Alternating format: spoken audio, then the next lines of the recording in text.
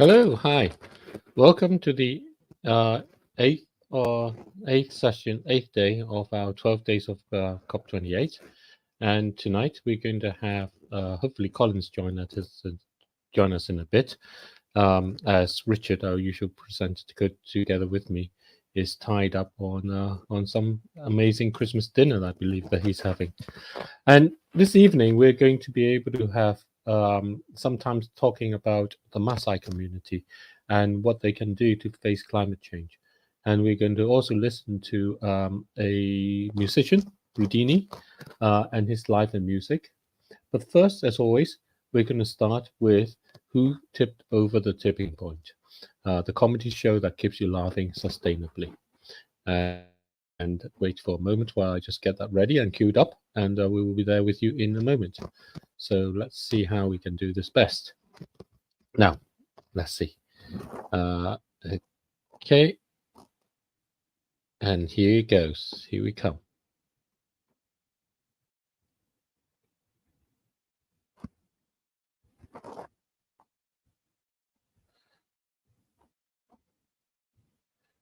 We have this ready for us.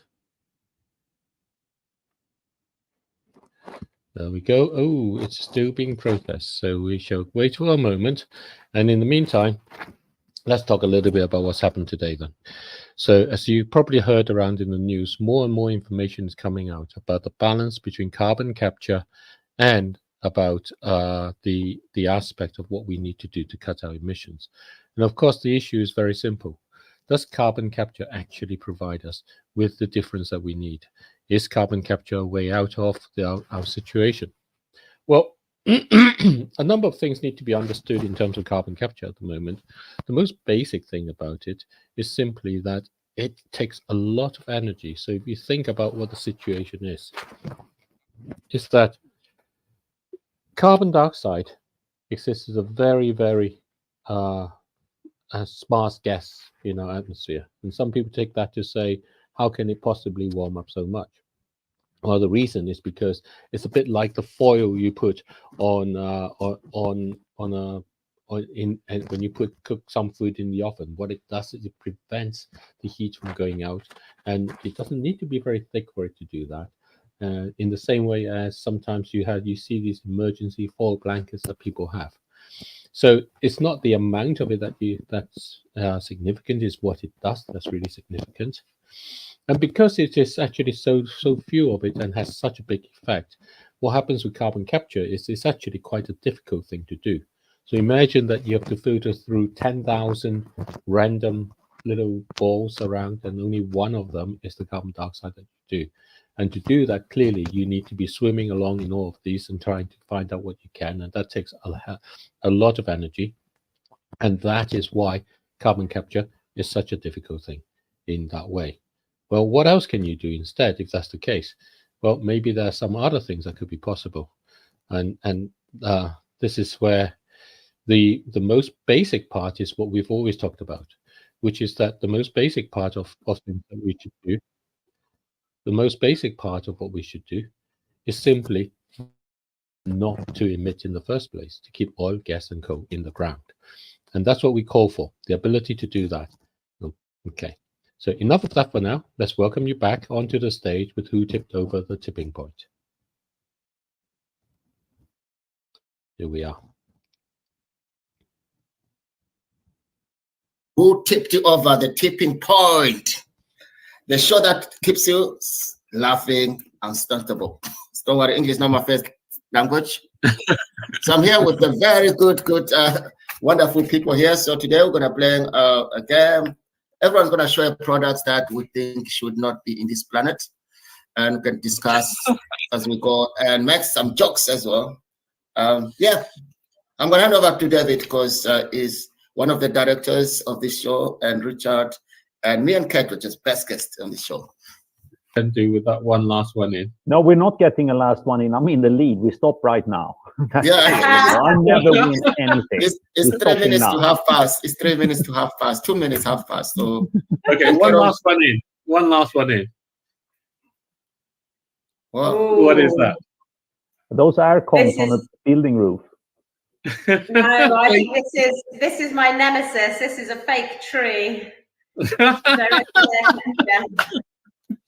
Exactly. I never heard it called that, but that's exactly what it is. You're really brilliant at this, aren't you?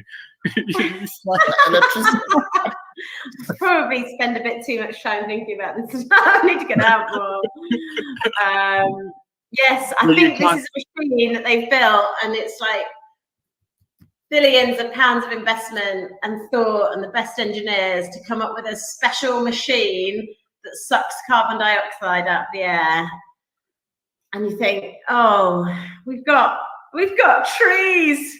Nature does that. And not only do the trees do carbon dioxide, they also give us the oxygen that we breathe, and they have roots that hold the soil together and stop flooding, and they are home to bees and birds and insects, and these horrible little things just take a lot of energy to suck carbon dioxide out of the air that's produced when we're making energy. It hurts my head. No, I'm going to just ban these straight away. An artificial tree. Okay. Yes. That's what they look like. Okay. That's what it looks like. Yeah, this is a tiny one, I think. I think they're going to be like Neom's going to have a twin brother. Yeah, they're going to be absolutely if they were working on a scale that actually made any difference. Yeah. Yeah. So Neom's long lost twin brother Leon rocked up into a gigantic structure, and that's the trick for us going forward. Yeah, I mean, look, I'm not. People say now to me when I roll my eyes at these, we need to do everything. We've passed the point where we can, ditch anything. But the reality is the carbon price to get these things really working at scale needs to be so high. And if the carbon price was, $100 a ton, happy days. We could just get so much nature restoration going. It'd be so, there's so much we can do, and nature's just does so much more for us than big concrete towers. So I'd be trying to reforest half the planet before I invested in these. It's cannot disagree. But then you don't get the cool engineering. You don't get those beautiful. But that's the trouble. It's like invest. I'm sure this is, if I'd read your book, I'm sure this is what it's about. if you just want to drive tech for the sake of having something to invest in so that we can grow, you invest in this. If you just want to actually save the world at the most efficient price and do lots of other good as well, you invest in trees. And unfortunately, the whole world is geared around putting money into useless machines that do stuff that we could have done with nature. Yeah, and what you say is really, really, really interesting. So I had this conversation with this guy, and he's been working in restoration for forever, and he's talking about restoring rainforests and stuff. And so I thought, oh, rainforest, yeah, great. It's drying out, it's dying. It's not a problem. We got this cool engineering. It's like, no, you just don't get what the rainforest does, do you? And I'm like, okay, well, tell me. And it says, you wake up in the morning when the sun comes out, and then the trees get to work. They take the water up and they go along up, and then together with going up, they also get all these little aerosol things that rise up together. So what happens is you get all the water vapor going up, and you get the seeds to get the clouds going. So that's perfect. You get the clouds forming, and it forms its own rain. I'm like, oh, that's great. That's really cool, isn't it? And he says, but the amazing thing is when it does that, imagine you're boiling the kettle. You have to pump a lot of energy into it. So when the water comes back from the water vapor into water, it gives out a lot of energy. And these clouds are way up in the sky, above where all the carbon dioxide is. So they actually send the energy back out into space. So it actually cools the planet. And yes, but now we've got tech that can do cloud seeding for billions of dollars as well. We've got tech that can reflect the sun back by just putting some solar panels into space. So don't worry, we can cut down all the trees and spend billions and billions and billions of pounds doing all the things that they did free, and then the economy will carry on growing, and that's what we all want. And then I was saying exactly that, and you know, and then he said, yeah, but you know what you don't realize is when they bring the cloud, when they form the water, the volume shrinks, and so all the air comes moving in, and it creates all the wind around the offshore. So you get the renewable energy. Without them, you don't get the wind, and then you don't get your wind power. And I'm like, oh. So they go along and they create the rain, sort out the drought, cools the planet so you don't get overheated, create the wind so you get your renewable energy, and it costs you not a lot of money, a lot of money. And he says that's the problem. It doesn't actually cost you that much money, so nobody's interested in it. Yes, exactly. Yeah. This is a big thing at the moment. Everyone asks me, what can I invest in nature tech? I said, nothing. Nature shouldn't make a 10 times return, but you can invest you can put money into it because we want to live. Oh, gosh. So can we do without? Yeah, direct air capture. Just put your money into trees and don't expect them to give you anything back. Just enjoy the wind. They do. Mangoes, avocado. They will give you, I guess, a natural rate of return. That's yes, exactly. what we come back to. The natural rate of return, which eventually, I think all investments over really long cycles always return to the natural rate of return. That's when the Anthropocene is over, right? You're talking about that's the long investment. Possibly. I mean, it's a long horizon, but you know, I plan to grow old, so that's okay. Yes. Some of the investors I've spoken to in the nature-based solutions space, literally, their whole thesis is around, we're going to make this stuff so rare that the last tree is going to be worth a load of money. And you think, that just hurts my head. You know, let's get rid of all the nature so that the last bits of nature are so incredibly valuable, and I hold on to them. You think, oh no, that's just no, that's not a good plan for humanity. And that's why, again, somebody needs to step in and set some rules of the game that mean that that's not you're not incentivized to do that. So that's the thing with Zimbabwe, right? They have this big problem with carbon credits from the forests, and basically the problem is in the forests where they were growing these trees and maintaining them, they were being measured against the forests that weren't doing that.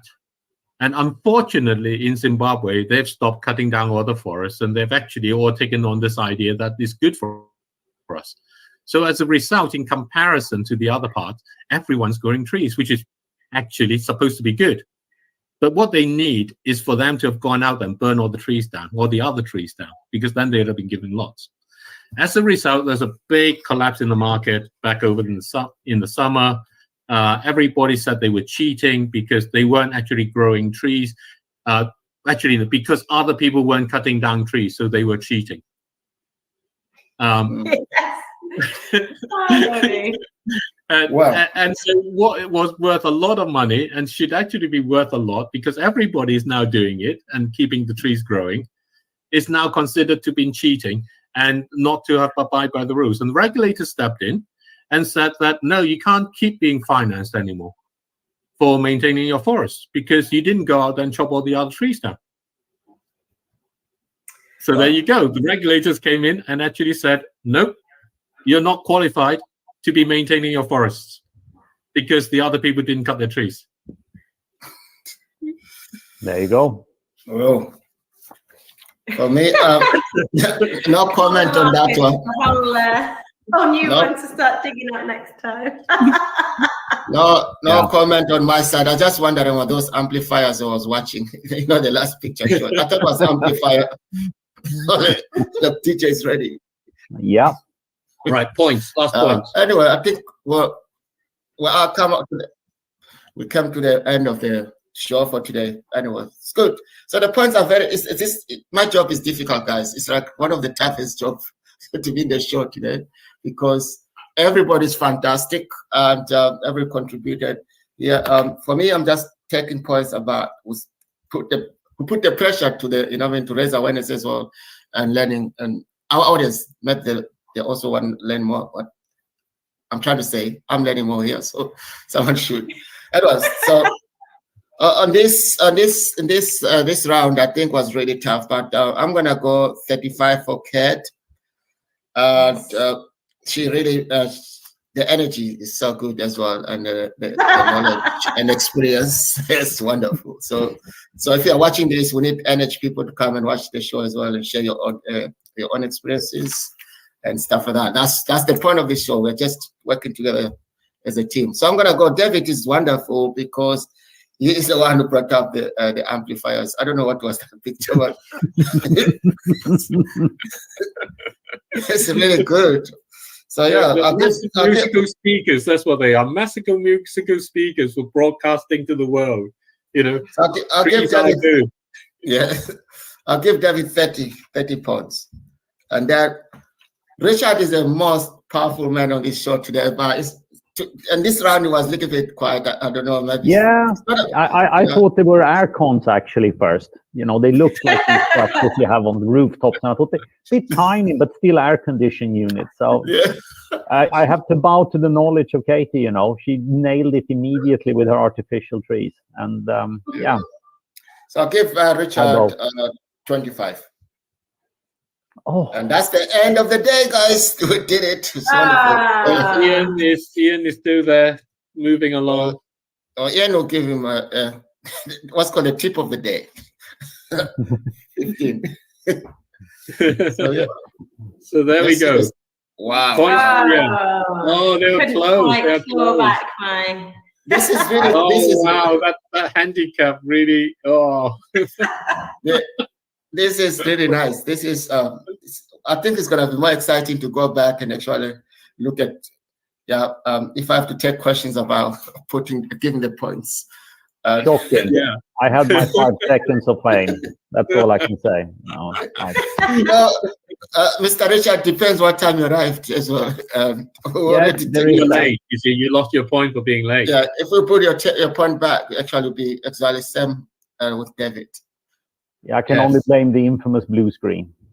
But for me, I'll just say thank you, everyone, and I enjoyed this as a host and as well as a tax defense. So we'll be back again tomorrow. Yes. Yep. Thank you very much. And this was Who Tipped Over the Tipping Point? The show to keep the world laughing sustainably.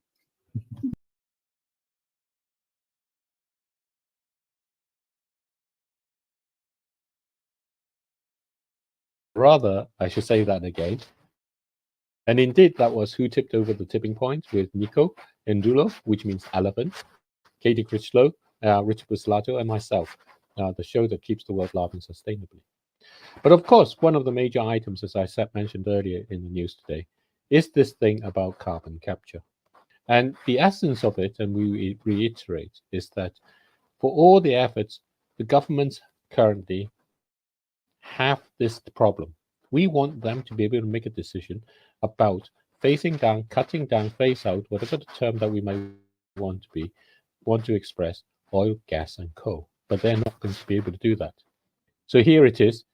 This came through in the news yesterday. Saudi Arabia minister told Bloomberg on Tuesday that his country would absolutely not agree to do the call for phase down.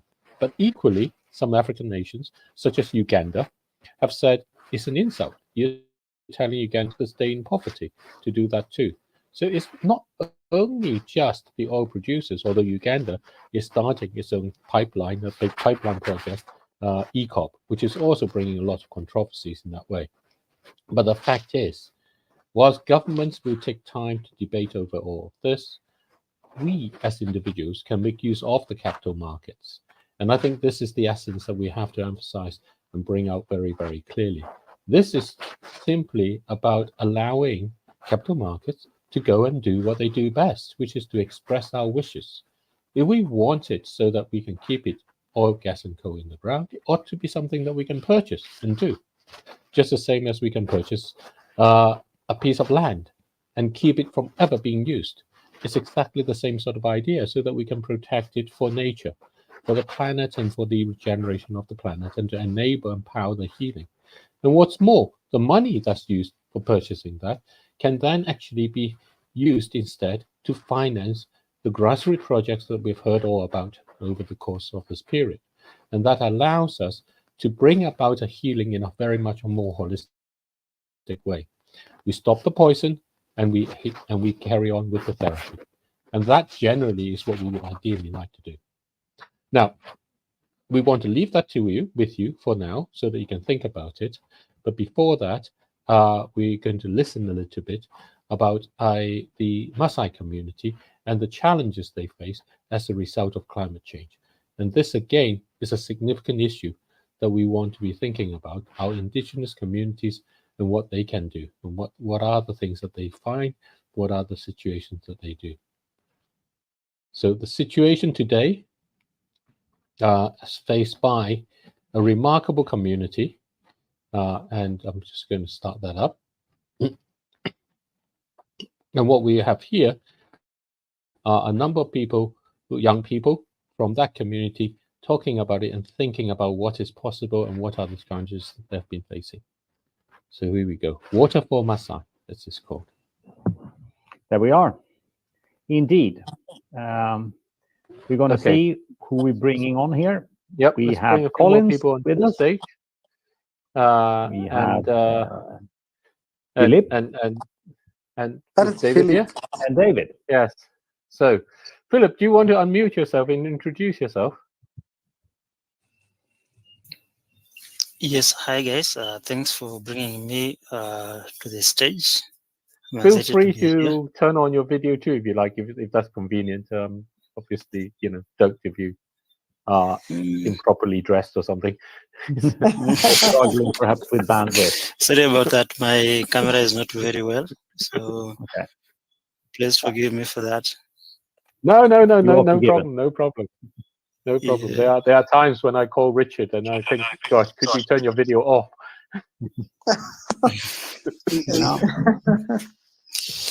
There you go. But I'm excited to be here. Thanks for inviting me in here.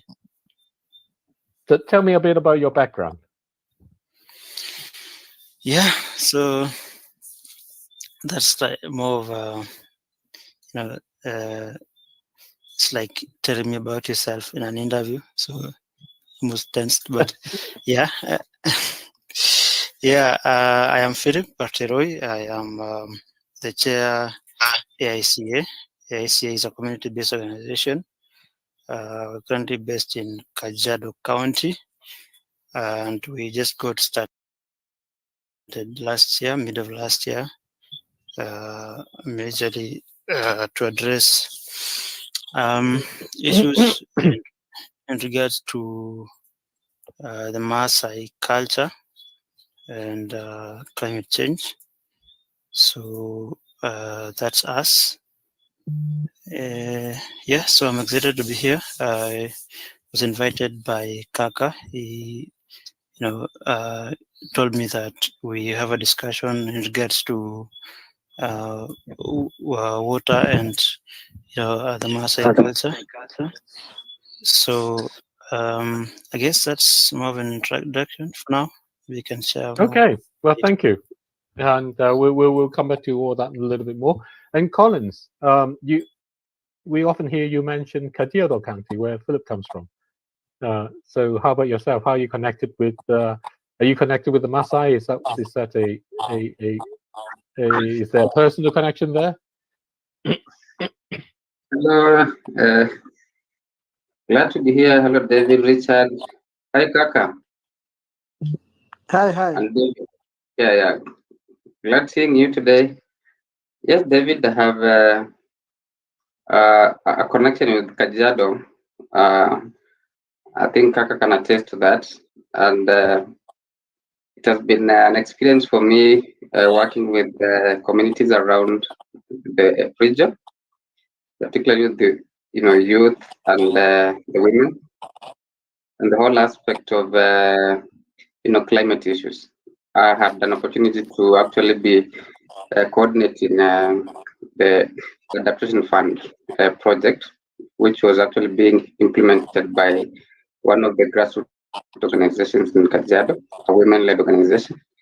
And so I had an interaction of how, the men in this region are actually taking steps to, manage the crisis, and particularly with regards to, the water issues, the socio-economic aspects. And it has been indeed an experience. And now connecting the Kaka and the ESCGN network students and the amazing work they're doing. I'm glad to be here.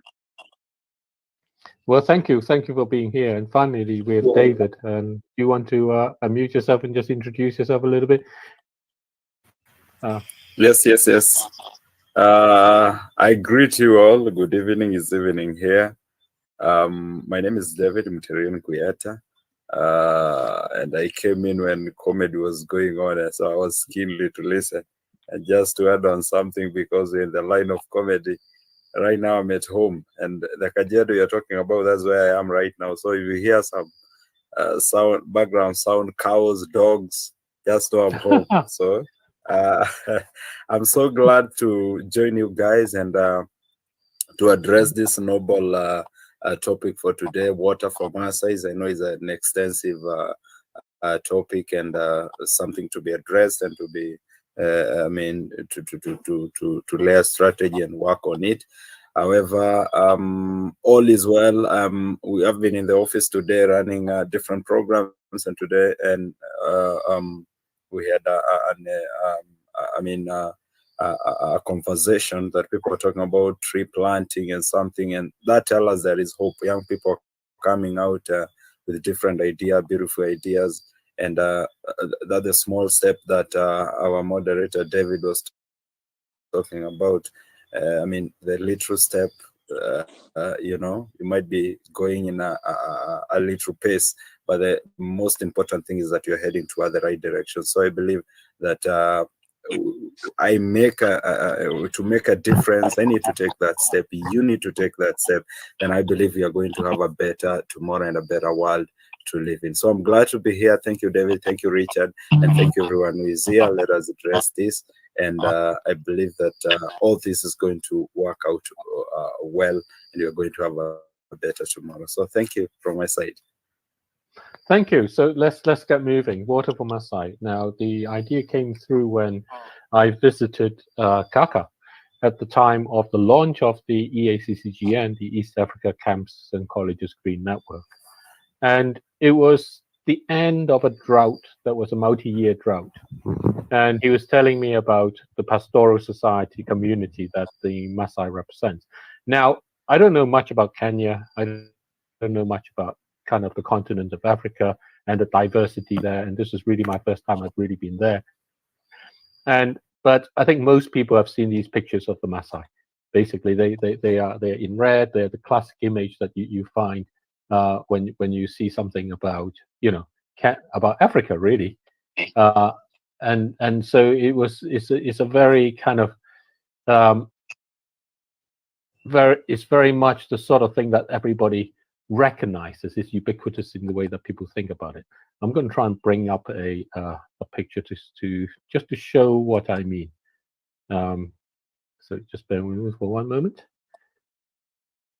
And there you are. So that's kind of the Maasai people that we have there. And he took me back to where he lived, and then he started giving me this description of what happened over the period of drought. Their community is actually a very modern community in many ways. So this is the aspect I started to understand about indigenous life today. So Kaka is a Maasai warrior who is a law student, who is a top law student in a top university in Kenya. That's basically how it is. And at home and in the urban area, they cross over with that constantly, all the time. As David is describing, he's in Kajiado, which is a place where the Maasai is kind of one of the counties where they are around in that way. And even when you're in Nairobi, you see them walking around through there.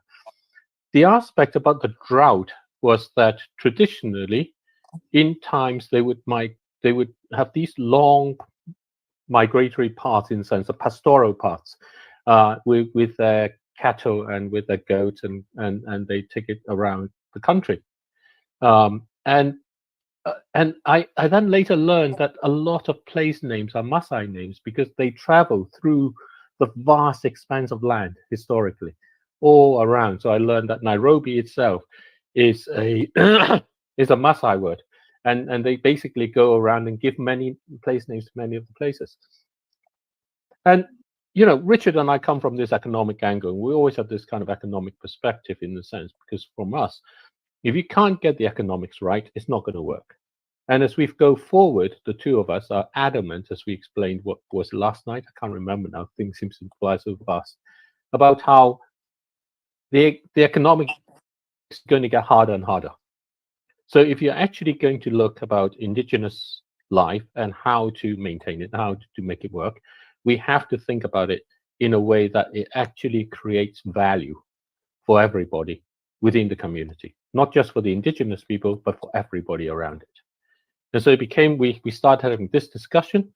We sat in a park, we brainstormed through various things. And the more we thought about it, the more I came to this understanding that actually the livelihood is being threatened by all manner of things. It's being threatened because in the drought, as they lose their livestock, they're being forced to sell the land. If you're a pastoral community, you start selling your land, they basically have nowhere to exist. So that's one aspect that's very fundamental and very basic.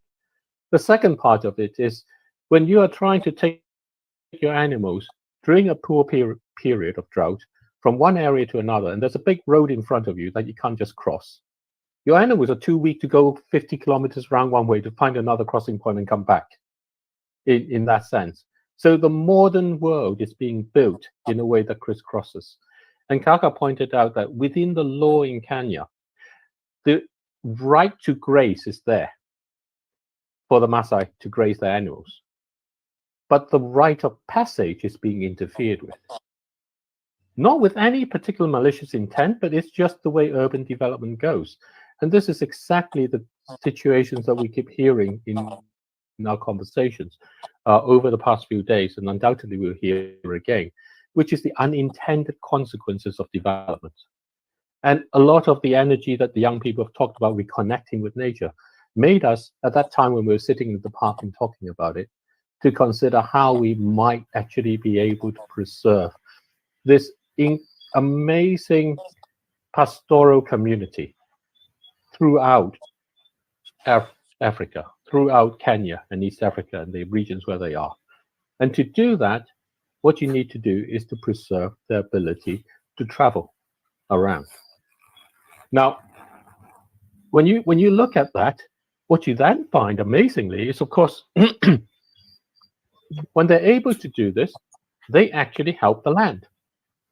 They bring along better aspects for the land, for the animals and those things. And that's exactly what you want to see. And we started having this aspect about how can you make a proposal to preserve this lifestyle by preserving the land, by preserving the migratory paths, the pastoral paths across vast distances in a way that actually brings benefits to all the community. Not just for the Maasai, but for people to recognize what is good for indigenous life is going to be good for all the communities. It's going to be good for all the countries. It's going to force us to rethink how our cities want to be looking like, how our economics ought to be looking like, and where we ought to be thinking about the possibility. And just to throw that into there before I bring Abraham onto the stage as well, is this aspect where I had this kind of idea, and Richard may like this, of a 100-kilometer Maasai walk, where you have a holiday and you go for walk 100 meters, 100 kilometers over maybe 4 days, 5 days, or whatever it is. And that would be your holiday, a bit like, the dude ranches and those cowboy things you have in America.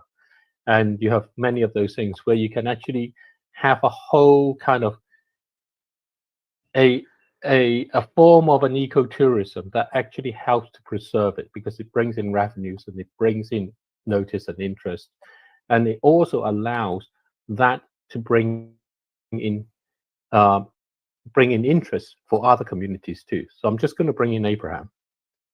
Hello, Abraham. Good to see you. Hello. Thank So, you. Thank do you want to introduce yourself a little bit? Yes. Huh? Do you want to introduce yourself? Yes. We Hi lost someone. everyone. We lost Richard. This is Abraham. Huh? Yes. I'm from Kenya. And I'm from Kenya. Yes.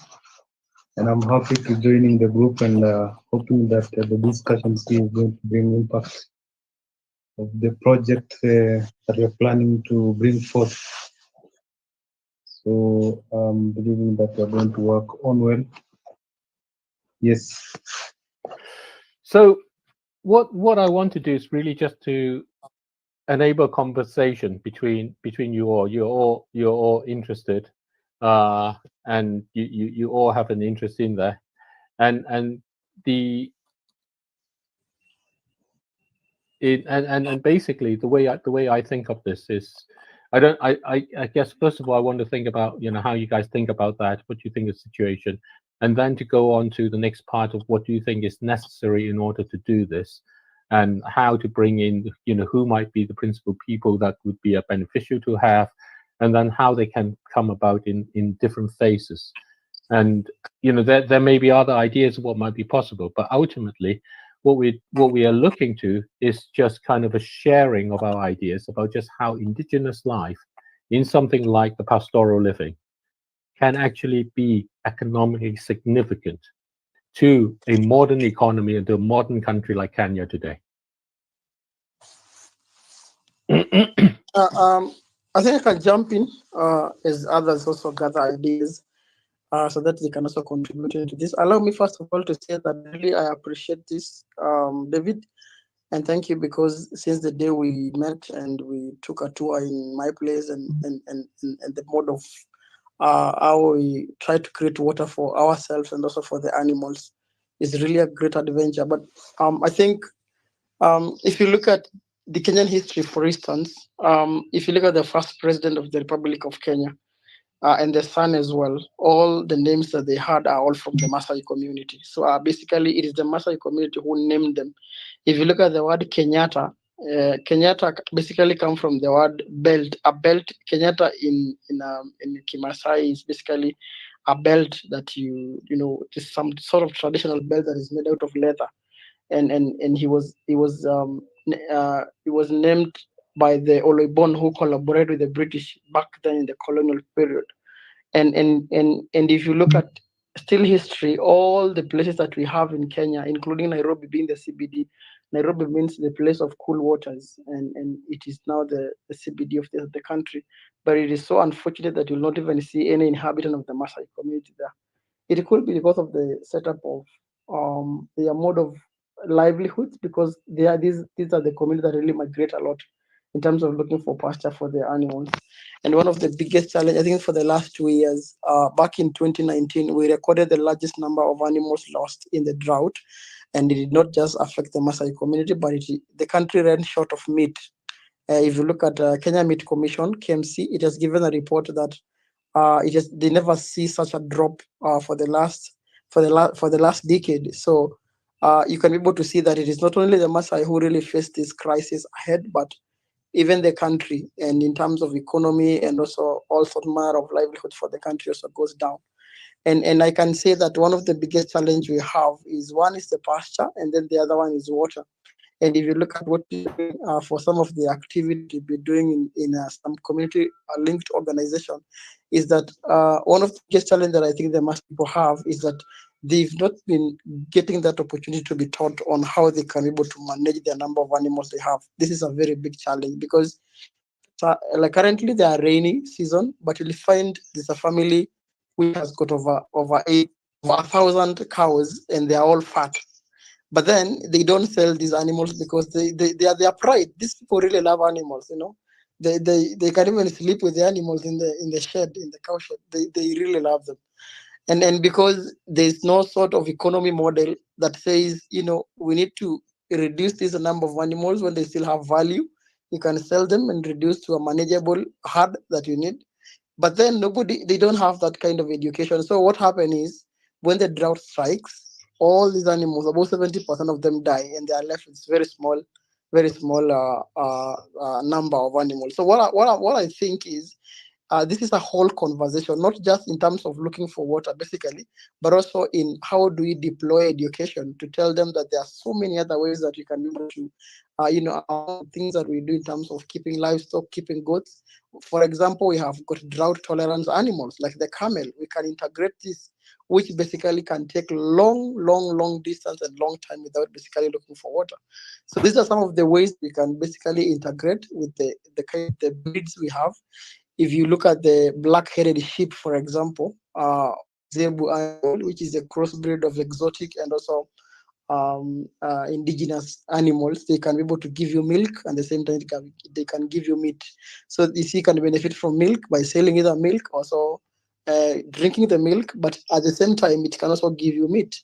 So I want to say that one of the biggest challenge we have is basically water. Basically, sometimes not pasture being a big challenge, but water is really an issue, and this had forced our communities to move away from the CBD, and that is why you find that despite the fact that most of us come from were inhabited of different places in this country, Kenya, even in East Africa, we are no longer there because we are pushed by the situation. You cannot just keep the animals in Nairobi, and that is why our laws comes and says, there's no law that says a Maasai person should not graze animals along the road, along the railing, along whatever it is. And actually, I think even in Kenya, I think the Maasai community, because of the rich cultural heritage, they are the only people who are allowed to walk with their ornaments, like the swords and all that, in the public, in the national events park here in Kenya. Nobody can ask a Maasai, why are you getting in with a sword or with a club or whatever it is. They just know that it's a way of life, and that is one aspect. So, and then the other aspect that we can also approach this idea of water for Maasai, we can make it abroad. If you look at our culture, it is the only tribe that has got the outstanding culture that can attract tourists. It is our Maasai community in Kenya is it's a whole vibe. Like, people come and watch them dance. They have their dancing way. They have their lifestyle. They have their houses which are made up of mud from the animals, and it is a whole economy perspective on how we can be able to maybe make an additional creation of livelihoods into that line. So as we get deep into this, what I would love us to do, what Philip does at the level of the CBO, they've really been trying hard to see how they can be able to cap the issue of water situation. For instance, harvesting of rainwater has been a big thing to be able to ensure that the water that runs from rooftops and all that is actually tapped. And then the other idea is, we've been also teaching the communities on small scale farming, whereby you can grow small vegetables around your place because there's issue of water. So the water you use in every aspect, you recycle that water to ensure that it is used in different perspectives. And if you go by that, maybe by the time the sheep or the cows have not given birth and there is no milk, the communities can use the vegetables. So that kind of integration can really create a whole perspective of how livelihood can be created. Lastly, according to UNFCCC, if you look at some of the indigenous communities that are set out in the reports that are given, they say that about 60% of the indigenous land is at a risk, and we have seen this not once, not twice. And the reason why they are at risk is because as one of them is what David have mentioned, that when there is no better way of livelihood, people will sell land. That's one way. And when people you compromise land to pave way for buildings, which are going to create chaos and everything, interference of like paths that we used to do when we were grazing, and therefore the biggest indigenous knowledge is what is used in the whole world to protect biodiversity. If you look at like the other day, we had reports in Kenya of the longest forest people who are called the Dorobo. They are being pushed away out of that place. And if you look at Mount Kenya, this is the place where we have all the sources of streams of water. Mount Kenya has water that trickle down all the way that everybody is using in Nairobi. And these people, their lifestyle have been used to be, living in that particular place. So through this, I think we can pinch this in different phases. Maybe I can stop there, but I know we all have really great ideas on how this can be brought back. Thank you so much. Thank you. Thank you. How about let's hear from other people. Abraham, you spoke before, so when we met before. So how do you think of your picture of how you think what are the things that the indigenous life can bring to the whole Kenya, and how can we actually help and make use of that, and what sort of things would that be? Thank you, my brother Kaka, because of such great minds. And my brother David, the first time you visited Kenya, I asked you why you came to Kenya. He said, I came to Kenya because of the Maasai community. And Maasai community is a global heritage. Yeah? So, like Kaka said, that the Maasai community are now facing challenges all over.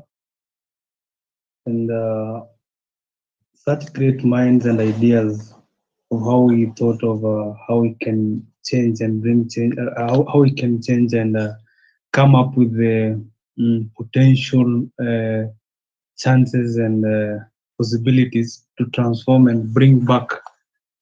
Though it is somehow difficult for now. I think it is important when we think of number one, education. The only thing and the first thing that will transform our community for a better place, like we always say, is about education. So my thinking on about the Maasai community and the whole project we had about the water for Maasai and the paths and the routes they used to use in the past about migration and the whole thing.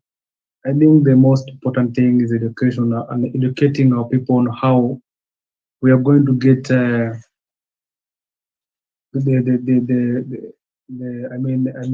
potential possibilities and chances. So I think because we'll keep forward and we'll keep talking about this and we'll keep discussing. I think education is what I speak about, and education is what I can tell you about. As my fellow brothers also are going to discuss and bring forth these conversations that can proceed. Thank you.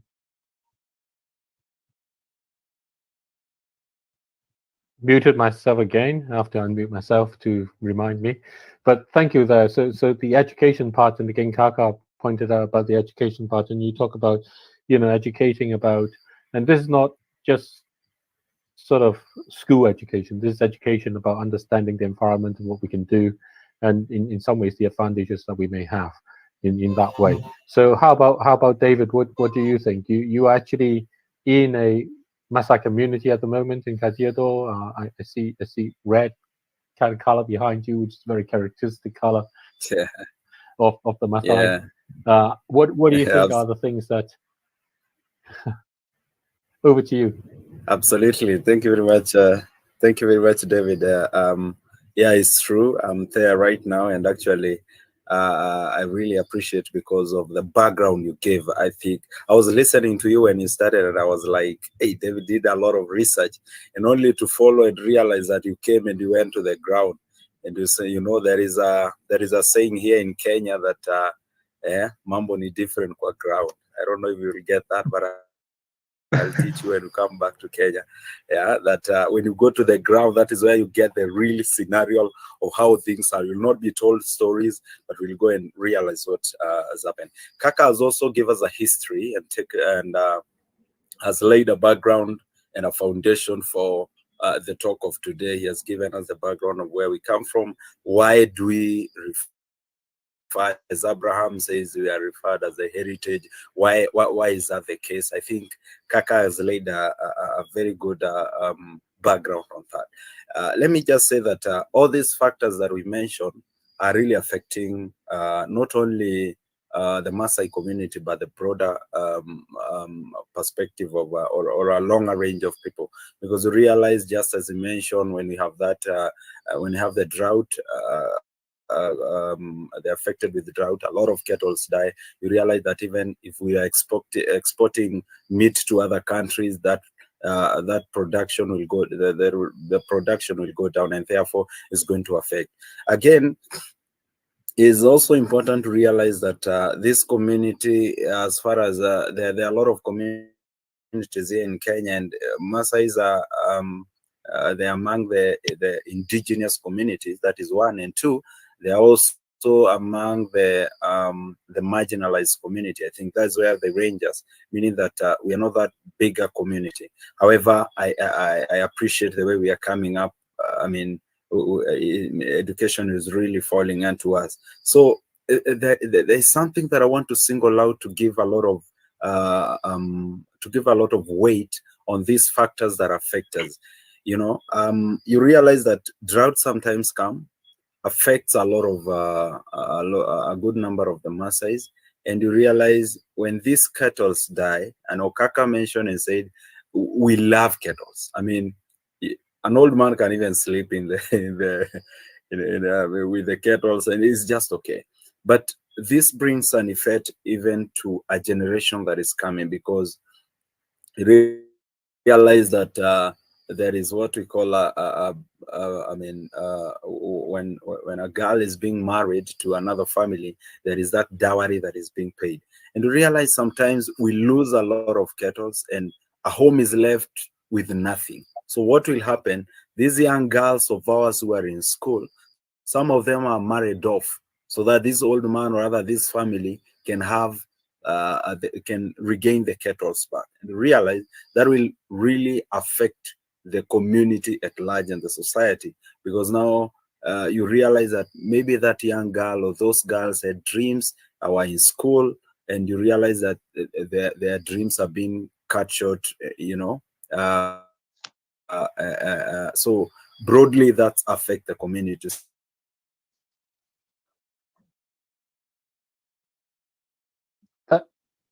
You've gone mute, David. You've just gone mute here. I don't know if I can unmute you. Yeah. Can you hear me now? You were talking about Sorry how the effect of it can broadly affect community way beyond simply, you know, just the cattle. Is the fact that, you know, this is the money that you have, and so as a result you're pushed to desperate actions, and those absolutely, desperate actions can destroy the ambitions of the young people. Yeah, and how about you, Philip? So I was just saying. So as I conclude, I'll just say that as I conclude, I just say that there is hope, because when we see us having such a platform like this and addressing the issues to do with water, with Maasai, remember, water is life. And I've seen a lot of NGOs, I've seen some people from abroad coming, bringing support. You realize that when you empower these people, they move to another level. That is exactly what we have. That is a conversation that we need to have. When we empower them, they move to another level. Bring the new technologies of farming, like there's no need of having 300 head of cattle. You can have at least 10 freshens, and to realize the production of milk will be there. So there is a solution, but if we go deep and bring this awareness, I'll not speak a lot. Let me give to my friends. Yeah, that's my take.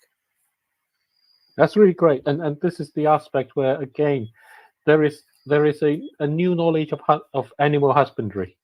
You know, what's the balance between the amount we keep now? How do we take advantage of rain when it comes? How do we actually, and of course, one thing I recognize that's important is that for pastoral community, money doesn't have the same meaning as money to you know, people in urban centers in that way. And in today's world, in the world of somewhere like Kenya and many of the countries around it, the loss of value of paper money is a significant problem. So if I sell the cow, then I am actually losing money every day. And if I keep the cow, then I'm keeping the value of what I have every day. So I can understand that difficulty. I can understand that, you know, bringing in a new and additional economics, so that I'm not left with just paper in my mattress and hoping that somehow they keep value. but that there can be something else that they can help with the livelihoods all around. And I think that brings in this element of saying, what are the beneficial economics that we can do? What is the transition between them? So I think those would be really interesting. How about you, Philip? What do you think? Yes, thanks, David. Yeah, great ideas from you guys. I like what you mentioned now, something in regards to money.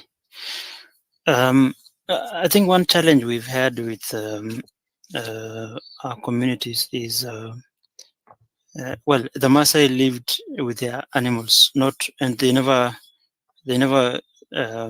regarded them as an economic model, but it's part of their life, for instance, if the photo you shared, you'll see that in most of the photos you'll see online, and regards to the Maasai, you'll also always see them in red color. So that's like the trademark, or it's a theme. It's in red because it represents one, blood. It represents love. Yeah, those photos, you see, most of them, they are always in red. Why? Because we believe that we're interconnected with our animals. Maasai used to take the blood of the animals directly, raw blood. I don't know whether, David, you could take that. It's actually delicious. So I'll have to try it the next time. I have to give that a go. Yeah.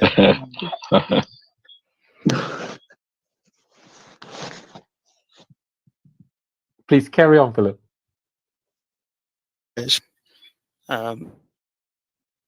Keeping the animals, pastoralism and whatever. So what we can do is help them, like what the guys have said, to enhance the pastoralism. Like I mentioned, something to do with drought-resistant animals. Like the sheep you mentioned and everything. And yeah, so I think that's all we can do about the animals.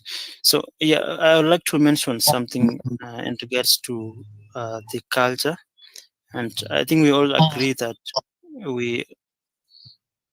Can you hear me? Yeah. Yep. Yeah, we Yes, can hear yes, you. we can. Yep. Yes. Yeah, yes. thanks. Yeah. Yes. So we all agree that there are challenges in regards to preservation of the Maasai culture, and it's actually headed to a dangerous direction where maybe in the next recent years to come, it might be phased out, or most of it will be eroded. So what could we do? What can be done? Interesting conversation, and from where I see it, I just feel like I get listening from my friends who are actually they have grown up in this kind of environment. They understand the issues that they are talking about, and I think from where I sit, and David, maybe how you started this conversation.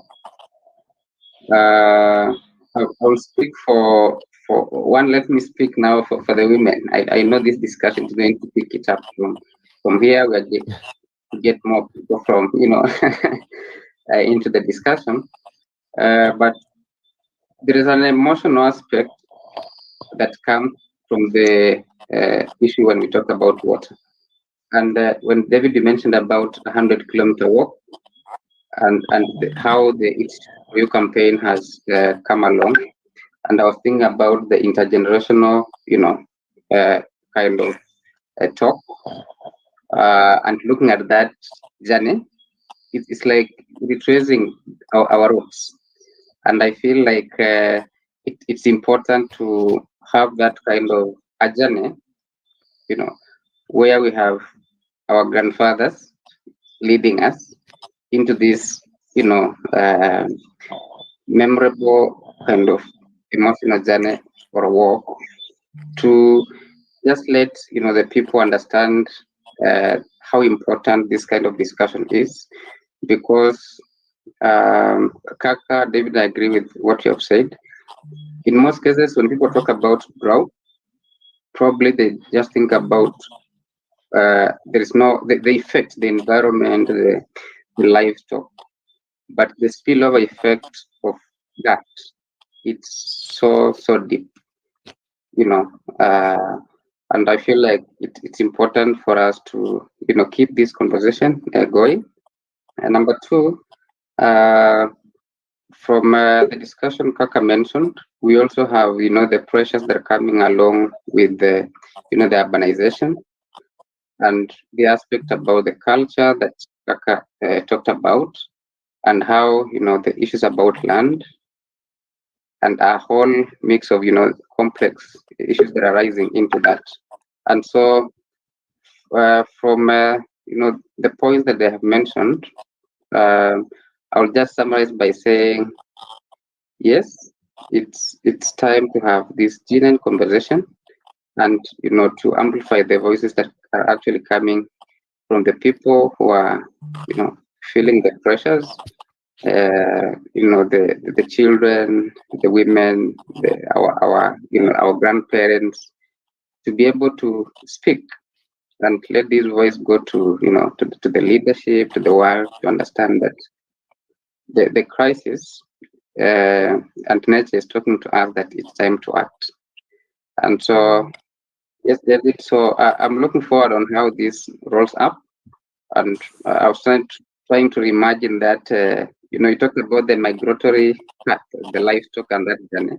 I think that journey is a journey that is supposed to bring the intergenerational aspect about it, so that even the next generations can understand what are the steps Kaka, David M, and Philip are actually trying to do for the generations to come. So thank you so much. Well, that was the first of our conversations for Water for Masai, and it is actually a really interesting conversation which will continue a little bit later. And we hope that you appreciate, this aspect of the indigenous life. And what we were trying to bring along to that was to say, how can we make indigenous life economically profitable for everybody? And this aspect is extremely key from the perspective that Richard and I look at the world today, because we see that economically life is just going to get a lot harder forward. That's simply the truth. We can try and avoid it or whatever, we'll experience it in all the different parts. So as a result, when we think about our climate adaptations and what we can do to navigate through the challenges, we have to keep the aspect of how are we going to make a living very much to mind. And at the core and at the core of that has to be about how we spend our money. And how we spend our money needs to address this issue that COP at the moment in COP28 in Dubai is talking all over, which is, can we phase out? Do we phase out? Will we phase out? And is it emissions we phase out? Is it oil, gas, and coal we phase out? What is it that we can do? And those conversations are likely to continue for a very long time, because the nature of governments and the difficulty with governments is that they each have their own particular agenda and their own interests to protect. And as we saw earlier, even a country like Uganda is saying, you'll be condemning us to poverty, you need to pay us first. So it becomes one of these conversations that says, you got to pay us the money before we will do it. And the other parties are saying, of course, you should do it first and demonstrate the goodwill. And it goes round and round in a circle.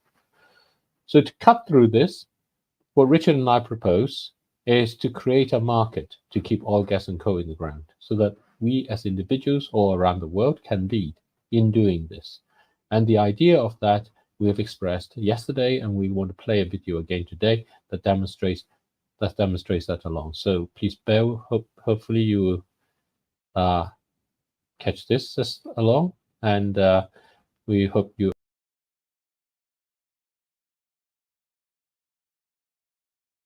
Slide that we saw for the first time more or less exactly 2 years ago when the IPCC's number 6 report came out.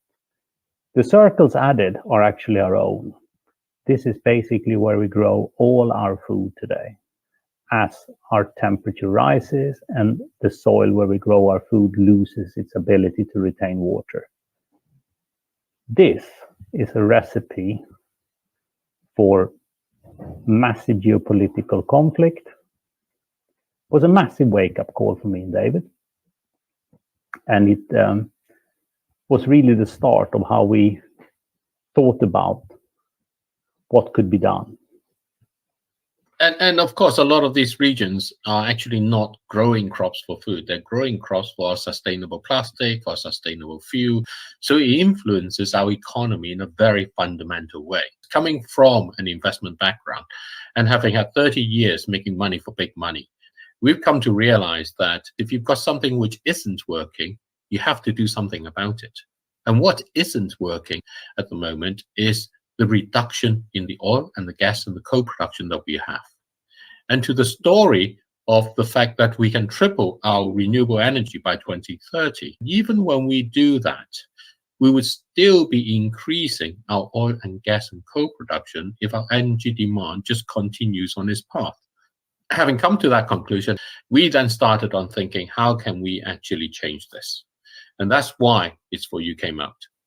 And the problem is an economic one. Are people going to pay in order to keep oil, gas, and coal in the ground? And that's one of the challenges that we faced. And we spoke to many people. The problem, they say, is people don't care. So we then thought we'll find out with It's For You. And we went and we heard many of the stories in the past 6 days, and they have been emotional. They have been really moving. And we have had this aspect where the reflections have brought us to ask, what do we really want? Do we really want to keep oil, gas, and coal in the ground? Do we really want to think that actually our projects to regenerate and to heal the planet and to bring about a better equality, a better dignity to every person there, do we really want that to be supported by oil, gas, and coal being kept in the ground? We came across a remarkable gentleman, Preston, who actually has a business that does that. And here he is talking a little bit about how he does it. So I think there is a hesitancy to pay for what you and Richard and all of us are working on here, which is to really go after the ownership of the minerals. Yeah. Because I think unless you live here in the United States, it's really government-owned minerals. And it seems kind of like an audacious task to go after purchasing or getting some sort of an operating agreement with the government for control of those minerals. Here in the U.S., obviously, roughly 66% of the minerals are owned by people other than the U.S. government, so it makes it a lot easier. But the next step is, okay, so we're going to buy these minerals, David and Richard, so how do we actually have a return on our investment? And so I think there's an unfamiliarity, or well, there's beginning to be a familiarity, is that, wait, you can make carbon offsets out of these things? But then they immediately come back and say, well, you're going to have 100% leakage because you're going to take your coal out and then they're just going to mine it someplace else. And, that's an argument that everyone throws out because it's just I don't want to do it, so it's leakage. And indeed, this leakage problem, right? And it becomes a rationalization in some ways. There are those that says it will just finish. There is only so much oil and gas and coal, and by the time we finish the transition, they'll just run out. And Preston again had this to say about that. And then the other argument that I run into is that people don't understand is, I'm going to use fake numbers just for simple math for Richard and David and I. Let's just say we have in the United States 100 million tons of active mining projects at any given time today. Okay, so let's just say we're mining 20 million tons a year. So it'd be 100, 80, 60, 40, 20, 0. Yeah. Okay, but the reality is, no, it's 100. Last year was 100, and next year is 100. Exactly. Well, why is that? Because we're adding reserves on a daily basis to make up for that we're removing. And there you go. And Richard, maybe you can explain also why this aspect where the renewable energy becoming cheaper is also not going to make the change. Well, this is a real area of controversy. And today, wind, solar, and hydro power is very, very competitive. Its marginal cost is below a lot of fossil fuel production. Certainly, the marginal oil field, which at the moment is basically fracking in the US, potential deep water drilling in various Atlantic shelves, or tar sands in Canada, are significantly more expensive than the marginal cost of renewable energy. But I remain somewhat skeptical for a simple fact. There is no stopping the production of these more expensive fields if there is still demand for that energy. So even if the renewable energy producer might be able to turn a profit of $10 per whatever unit they produce, we will still mine coal and we will still drill a hole in the ground or in the sea pumping oil, even if we can only make $1. Because as long as someone somewhere can turn even a minuscule profit, it will be produced. And if it is produced, it will be consumed. So I remain skeptical about the story that only the cost of renewables will manage to displace traditional oil, gas, and coal fields. So that brings on this conundrum, in some sense, is really down to the owners of these assets, of these minerals. And what would the owners want to do? And the owners can get compensated for owning them and not taking them out. So you can imagine someone starting with that. But the people to compensate them are the people who need the carbon offsets, if they're treated as carbon offsets. But that will only go at a certain pace. But I think we need to move much faster than that, which is what people are talking about. And of course, in many ways, our elections have to deal with each election cycle, whereas our climate devastations are really dealing with a time that is measured in a very different way. So where does that leave Richard and me? And where does that leave you? And this is being for you. It leaves us with this sense that we need to create a very different sort of a market. And here it is. And we need to be able to create a market for keeping oil, gas, and coal in the ground. So imagine this. Imagine that you're about to go and propose and get married, and you're there going to looking for your wedding rings. And you're doing this because you have this wonderful vision of wanting to share a future, even if it is uncertain, that you want to have this journey together for that future.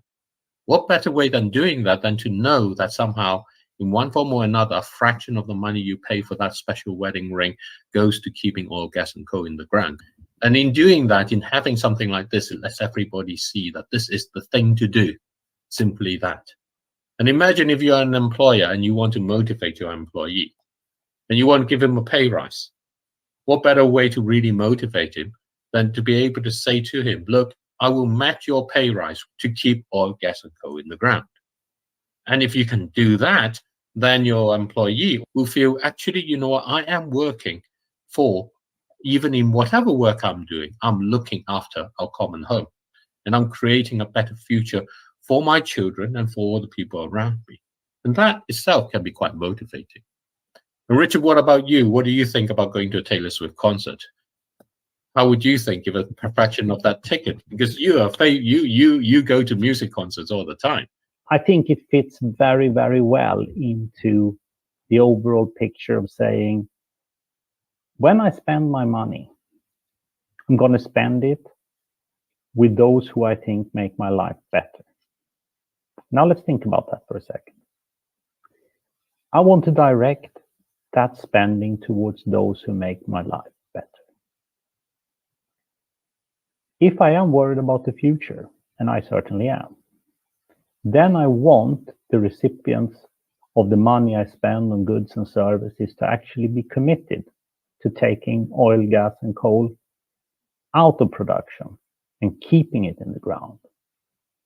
So if I'm prepared to spend $100 on an artist I do want to go and see, it's reasonable that a couple of dollars on that ticket gets redirected towards keeping oil, gas, and coal in the ground. And that applies to all goods and services I can think of. And the mathematics is actually very, very simple. Every business needs its clients and customers, because otherwise you won't remain in business. And all governments need businesses, because otherwise they will not be able to raise revenue and provide the services that the citizens demand from them.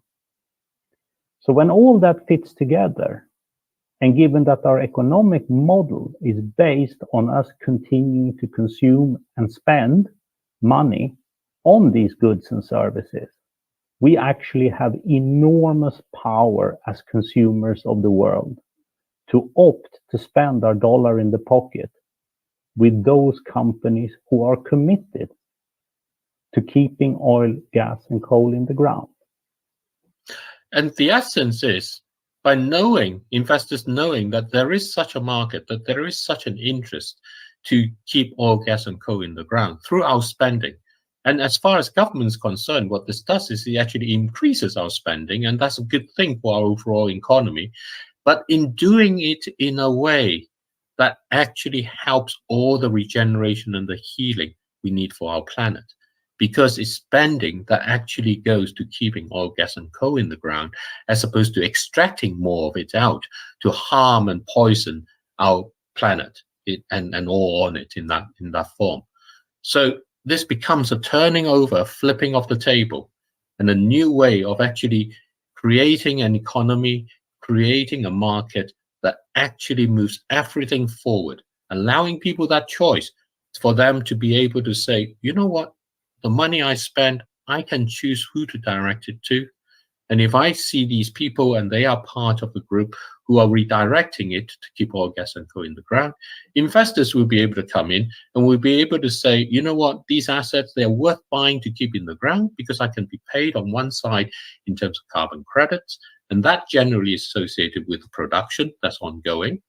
And that can come on through by saying, you know what, we'll match it to the renewable energy that's being produced, so that we can match and keep making sure that we have the energy we need. And then on the other side, you can keep those reserves down and start eating away on those reserves, so that out of the 100 million tons, and we take out 20, and then we take out another 20, we genuinely will see that there is only 60 left, and then only 40 left. And in that way, the whole change, the innovations and the creativity would come along and say, how can we move and actually help ourselves to go forward? And that's where technology gets the backing into moving everything together.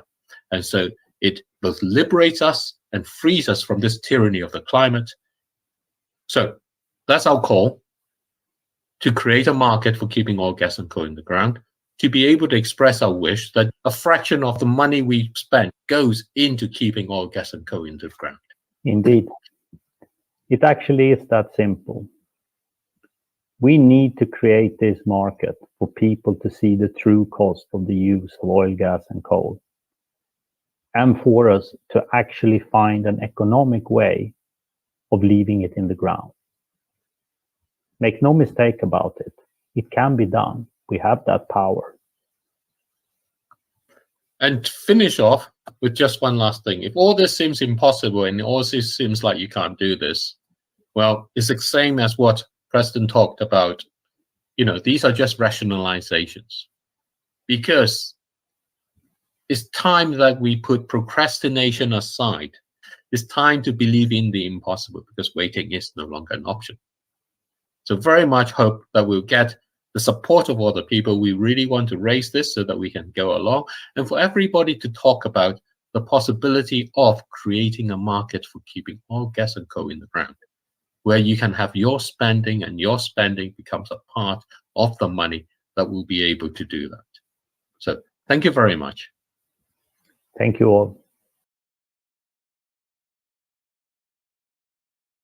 Oh, well, that was us presenting our call for creating a market to keep oil, gas, and coal in the ground. It is, of course, something that we really feel is very important to do, and we really would appreciate your support in making this happen.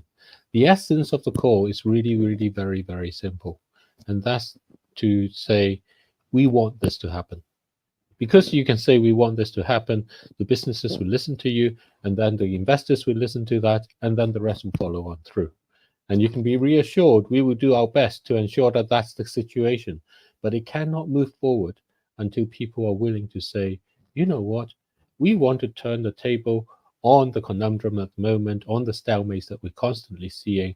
We can get ahead of the governments, because the governments will always have to rely on thinking about their next election as the main motivator along, even when they want to think for the long term.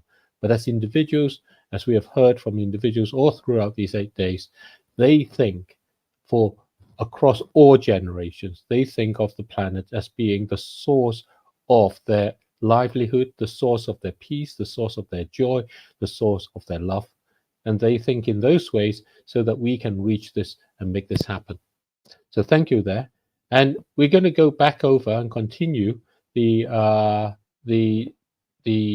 conversations amongst the Maasai and hear about thinking about climate independence for them.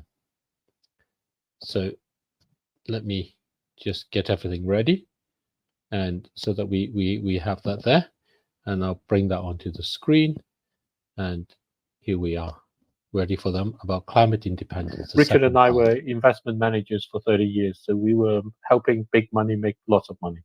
Basically, that's what our job was. And one of the aspects about what we learned from that is you have to be very careful about whether all of your investments are basically in the same thing or whether they're not. So if you grow vegetables and you have livestock, then what happens is if there's a drought, your vegetables have problems and your livestock have problems. So in a way, you're investing in the same thing. But there are other sort of activities which might be possible. So the idea of 100-kilometer Maasai walk is something that actually during the time of drought, as you migrate from one area to another area, which may have more water along, you can bring revenue in from attracting people from outside, and in doing so, bring notice to the effect of what drought means to people from outside. And you can do this with education, so it becomes an education all around. And the striking thing that I remember from a conversation was a comment someone made about how as people become urbanized, Kaka, who's studying to be a lawyer, and I've no doubt he will become a very prominent lawyer, and be one of the prominent kind of light in that way. And that will call for him to spend more and more time in urban settings. And if he has family, then those children are removed because you want your children to grow up with you. And again, activities which can allow that intergenerational exchange to be able to connect back in that way. I think those things allow that to go on through. And so being able to continue, being able to think about those things, the economics you bring, I think there have been various things that have been said actually, which I think from my side, basically kind of education, how do we bring about that? And the mention of different types of cows, the number of livestock, the life cycle of managing them, and dealing with that. The aspect about water that comes on through, very important, the water part. How do we collect water? How do we make our ways of collecting water very natural, so that they can last for longer and they can use that? How do we use water? Those are actually knowledge that can be very helpful to other people along there. And because the Maasai travel everywhere, they almost by definition are the people who know best where to collect water. It's like the stories of the nomadic tribes in deserts. They know where the oases are because they know the land, they know the way the plants grow, they know where they ought to be. And in that way, as the animals pass through, we've heard about stories about regenerative agriculture. We heard stories about how people, a lady in another part of Kenya is using agriculture to avoid the problems of young girls losing their ambitions by being married too early. and actually realizing that's the way to empower genuinely that sort of thing, which their families actually want to do. It's not like, you know, it's against what their families want to do. It's what their families want to do. It's just, you know, kind of how do you manage to meet the challenges. So I think we probably have a lot of material to bring back together. And I think after this, I'd like to, you know, take this clip of what's been said and share that around. And maybe each one can then think, what do we think of as the positives that we can think of? And saying, okay, how can we do that? Because even in the negatives, there are positives. It is in the challenges that we discover the opportunities. Absolutely. And you know, this part of being on the ground that was made, because the ones there on the ground know best. And so you know best out of what you've said, what are the opportunities and what are the things that can be there. So I think that's kind of my task is after this is, you know, to take out that segment, share that to everyone. And you can share that with your friends and things, and then actually ask, what opportunities do they actually say? When we are not saying, we had a conversation, we had a call this morning with a lady in Pakistan, Dr. Sadia Khalid, I believe her name was, who was making a point about that small first step. It doesn't need money, but taking that small step takes away the fear. And then what you need to do is to be quite structured and systematic in thinking through what that will take you for the subsequent steps. They don't have to be perfect or they don't have to work, but you have to have some sort of a plan for yourself so that you can actually go forward, because otherwise there will be too much second guessing and not enough will kind of bring conversation to all the other people around. So how does that, Richard, how does that sound to you? What do you think from your summary of what's been said? I think there are various aspects we can A, focus on and B, spread to others so we can actually enrich in the discussion and come up with better ideas. For me, it seems like it's going to be incredibly central to figure out how you are going to collect, store, and use water. That will be absolutely central, those three bits. Can you collect it? Can you store it? How little can you get away with using?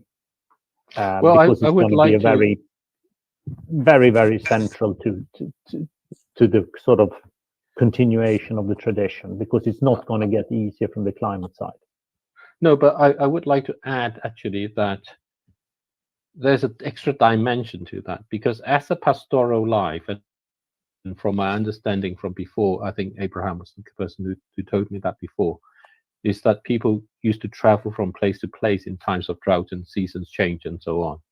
So the question of storing water is about how to prepare in the different regions, knowing where they are. Absolutely. So it's not the same as I live in one place and how do I store water in this place? It's about how do I take advantage of the different changes in all the different areas of land so that I have a ready path. It's like in, is it Sweden or Norway, where they have those huts for people to go hiking in winter? Yeah. And they're stocked up, basically. Yeah. And people know where they are on the map, and they can make the hikes, and they go there, and they know there will be, you know, something to light a fire. They know there will be, you know, something for them to be able to rest and so on. It's a refuge. But yeah. Even if you make the sort of distinction between nomad or pastoral lifestyles compared to stationary one, it doesn't change the fact that you will need to figure out how you're going to collect and store the water. Just that you have to do it in multiple locations, and some of them might not be very suited.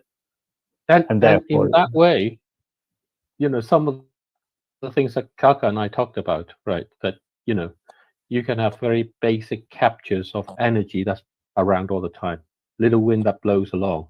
they can help you just to pump up water and store it. And they can just be there. And you can actually become the people who are experts in that sort of off-grid technology. How to capture energy away from needing a large grid. So that's a dimension that just in this conversation as you're describing comes on through. No, absolutely. And again, if you do that, it benefits all the other communities around. Sure. It will, per definition, have to be a small grid, local grid, because my assumption will be looking at the map of the world that the pastoral nomadic areas of the world in general, and Kenya in particular, not being exactly a small country, is not going to be connected to a large grid for a long time to come. And many areas will simply perhaps never be. So the energy solutions per definition will have to be local or localized. There is just no way you can connect it to a central. Then you have the aspect of mitigation and adaptation. Can you work with different types of animals that are more resistant? How much that actually changed their overall lifestyle? Is that a quantum leap or is it just a tweak? Yeah. Okay. Well, thank you. I just want to say thank you to everybody, and maybe you can all give kind of a short summary of how you feel about this, and we'll get another chance to speak again and take it on to the next level. Kara, do you want to start first? Yeah. What I will say is that I'm a staunch believer of change.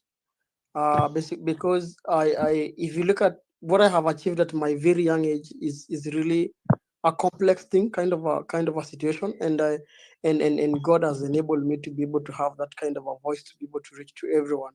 I got a chance to speak to Ruto just after his election. I gave him actually one of the books about sustainable truth, and I think with this kind of exposure, I think the last time we talked with you, David, we mentioned that we need to identify resources because they are everywhere, and that's also what I believe in. And what we need to do is we need to have this extensive conversation. In fact, the next meeting, I'm going to bring someone called a Fantas. I'm really trying to think of the diaspora people who lives in the UK and all the other places. These people are Maasai, majorly Maasai community. About over 10 people who come from Kajiado who lives in the diaspora, and I'm pretty sure, pulling together, thinking together through one aspect. Maybe boreholes might not work for us. Maybe dams might not be maybe a way. We have to think on a really a very critical kind of way that can be able to help us in that line. The other aspect is basically, extensive this calls to different rich Maasai people, like the governors where we come from. And I know that when they carry this conversation and have this dialogue, there always be solutions out of that. The other day we had a conservancy that was taken away from us as the Maasai community. This was a place that used to raise a revenue of about 100 million every year. From the animals, it borders Tanzania on one side. And just the other day, Ruto gave it back to the Maasai community, which was a very big plus to us, because now it means through the tourism activities, the indigenous people can put money directly to their pocket. And honestly, what I believe is that, if you look at even the mode of our mothers, the art they have at their hands, the way they make beads, this is really a whole economics perspective that we can be able to indulge in as a way of diversity, not just necessarily to stick to animals basically, but we can be able to have diverse means of how we can be able to create a livelihood. So this is an endless conversation, and how I believe that you can be able to be picking these talks in different phases. I hope that we will be able to have some sort of writing also to be able to be following up on what exactly stage we are and what we are doing, but maybe to be just a very practical part of it. I think AICO will be really a better place to maybe start pulling this out, because it's registered a community-based organization. It has been there on the ground doing a lot of things. And I think if you link this through, and I think Kenya can be really a model of everything. It can run now across Tanzania and every other places of origin of the indigenous communities, specifically the Maasai people. So I just want to say really thank you for all of you. And also thank you, Collins, for bringing the aspect of women, because really women are really also the epitome of change in terms of what they do. Like if you look at my primary school, I was brought up by my mom through selling out of beads, and to me this was really great. I remember how I used to, like some years down the line, there was a place in Nairobi whereby all the Maasai women will come down and put their beads on the ground, and then they will sell. And that's how I was brought up through like my O levels and grew up like studying and all kind of thing. And of course, to people like us who the community is looking out for, we understand that there is a lot of land for the Maasai that is lost unconstitutionally, like just land gone out of their hands. Lots of acres of land, either they were conned because they have a new aspect about papers. We stand to believe that we are going to reclaim all this and bring back to the community, and through that, we'll be able to bring a whole change to the people and also to the community at large. Those are in my 2 cents, and thank you for having me. Thank you. Philip?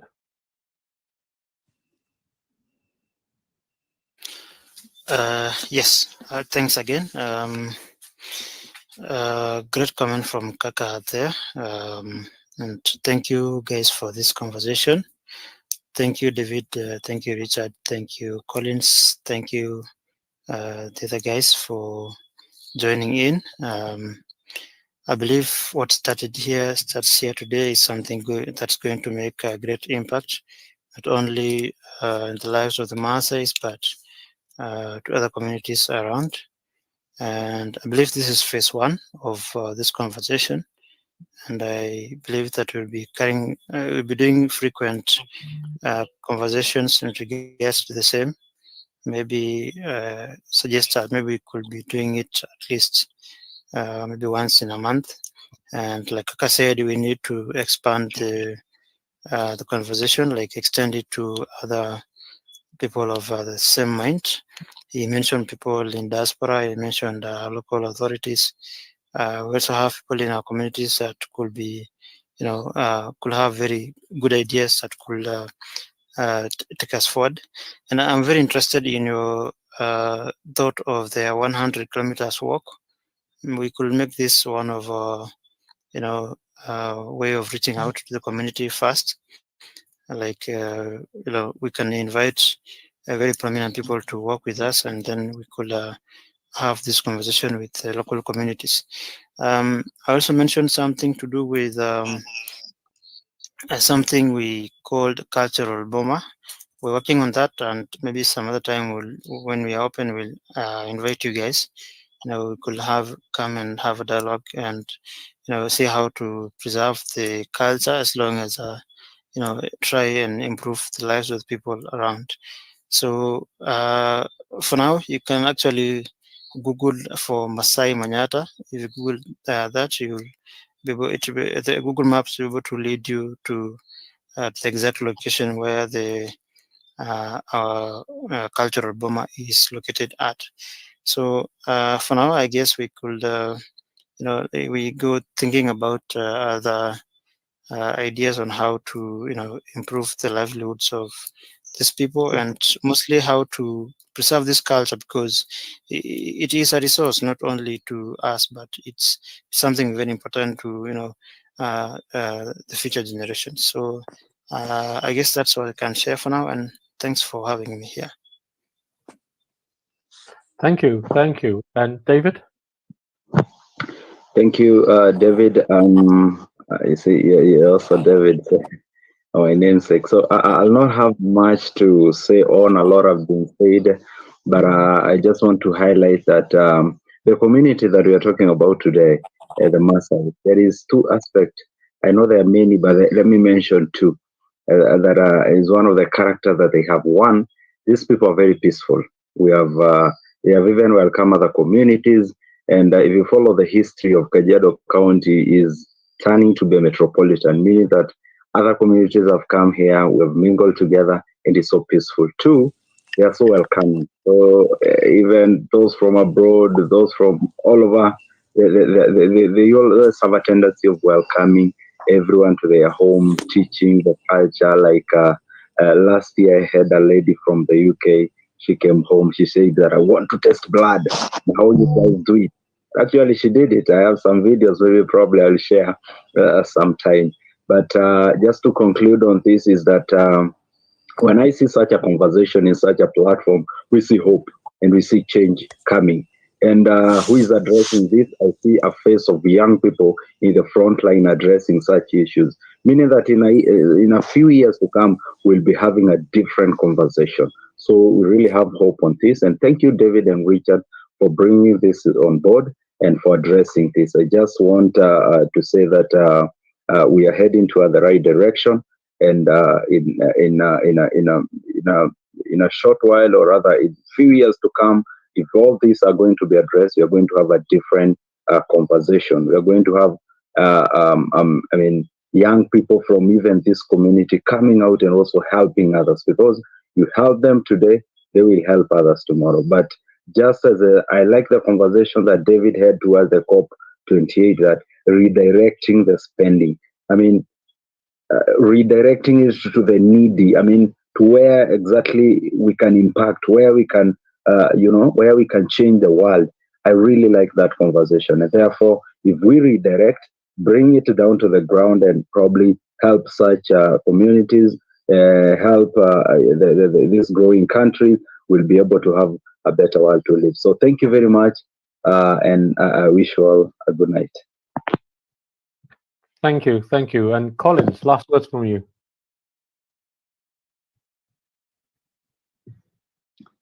Thank you so much. I just want to say thank you for my dear brothers for giving us a clear perspective of water. Water is life, and I just want to say I'm looking forward to the next discussion about this issue. And there is a short safari series, like an ebook written by David Waweru, and he titled it "Where Did the Water Go?" And that kind of puts us in a pause just to be quiet and understand that aspect of what will happen. And from the It's For You discussions about especially the meditation part of prayer and meditation, and the discussion we have been having, and the journey about this work that I'm actually looking forward to.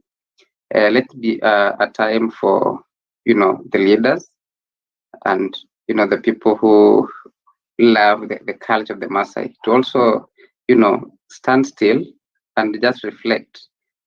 Actually, where did the water go? I think from that starting point, people will learn to appreciate that it's indeed important for us to take care of our planet. So thank you.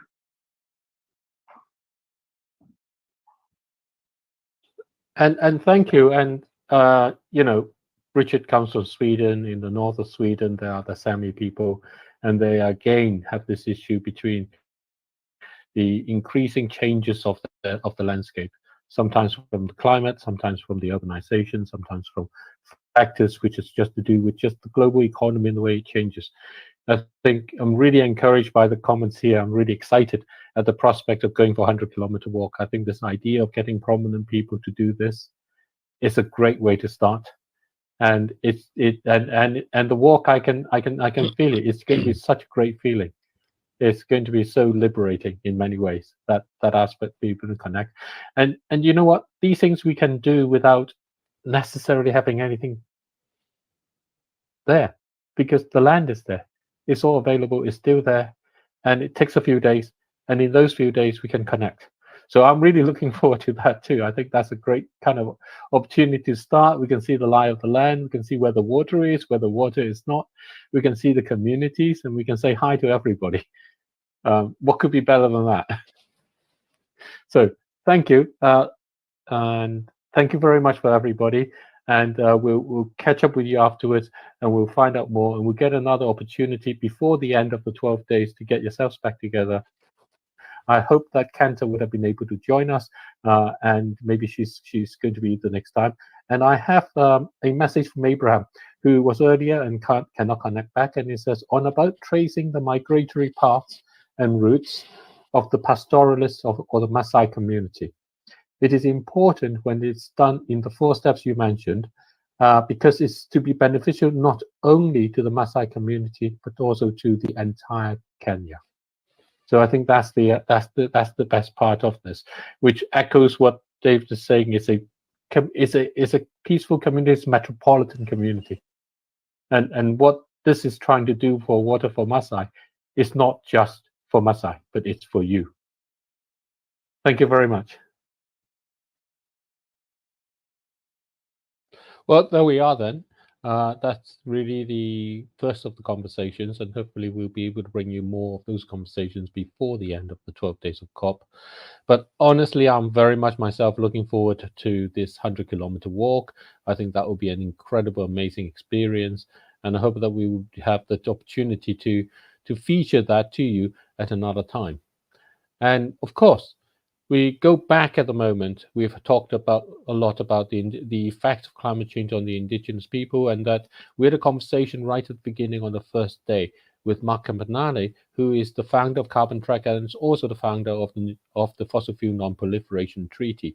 Very much interested in this aspect of making sure that we reduce the role of carbon within our economies, within our finance, and also on ensuring that through government policies and civil society, we're able to bring to the end of the reserves that keeps expanding in the oil and gas and coal in that way too. And he's a very hopeful person, and his message is one of very much of hope that we're turning over the corner with the fossil fuels, and that the renewables are going to be the ones that are going to dominate. Our own idea, our own belief is that we very much would like that to be the case, but we just need to be sure. And if you're going to be sure about it, you want to do something about those reserves to make sure that you're not just left to the whim of the economy to make that happen, but you actually take action to shape the economy, to change it so that you can actually create a market to keep oil, gas, and coal in the ground. However, we want to play you the whole conversation we had together with Mark Campanale. He really is a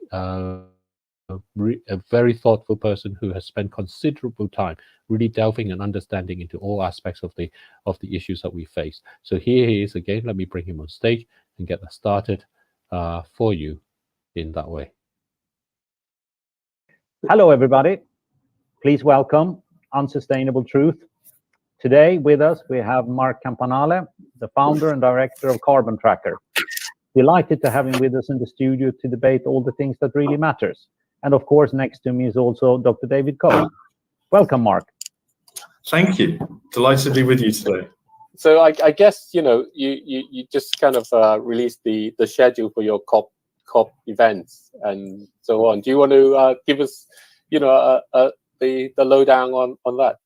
Yeah, so going to the COP, I don't know how many people listening to this today will have been to a COP, but two things really to know about it or to think about it is there's a lot of complex discussions being held by government and policymakers and negotiators.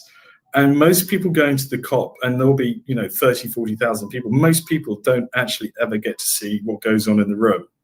I think you can listen in to some of it, but so that's kind of off limits, but you see all the delegates going in and out. And then the second thing is some people treat it like a large trade show or trade fair.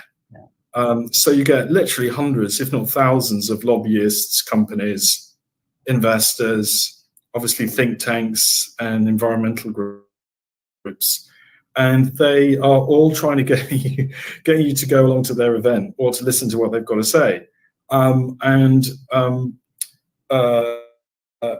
Finance was not a track, as it were, but has increasingly become a track at the COP. And so, you'll see the biggest institutional and pension funds and investors there at the very, very senior levels. So, you'll see top people walking through the pavilions. And then, of course, government types who wander out of the negotiations or part of a delegation. I think I spotted Tony Blair there last year. Whether that's a good thing or bad thing. So the Pope will be coming this year. So you'll see kinds of international figures which will be part of this process. But as I say, everyone's trying to get you to go to their pavilion.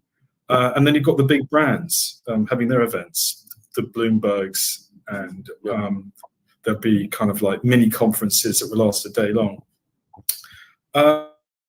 And so, but the key to all of this is you've got to have a Blue Zone pass issued by the UNFCCC. And if you get the Blue Zone pass, then you can get in and listen, go to along all these meetings and go to all the country pavilions and all the different stands and listen to the discussions. And if you don't have a Blue Zone pass, then you'll just have to make do with what's called a Green Zone pass, which is for everybody else.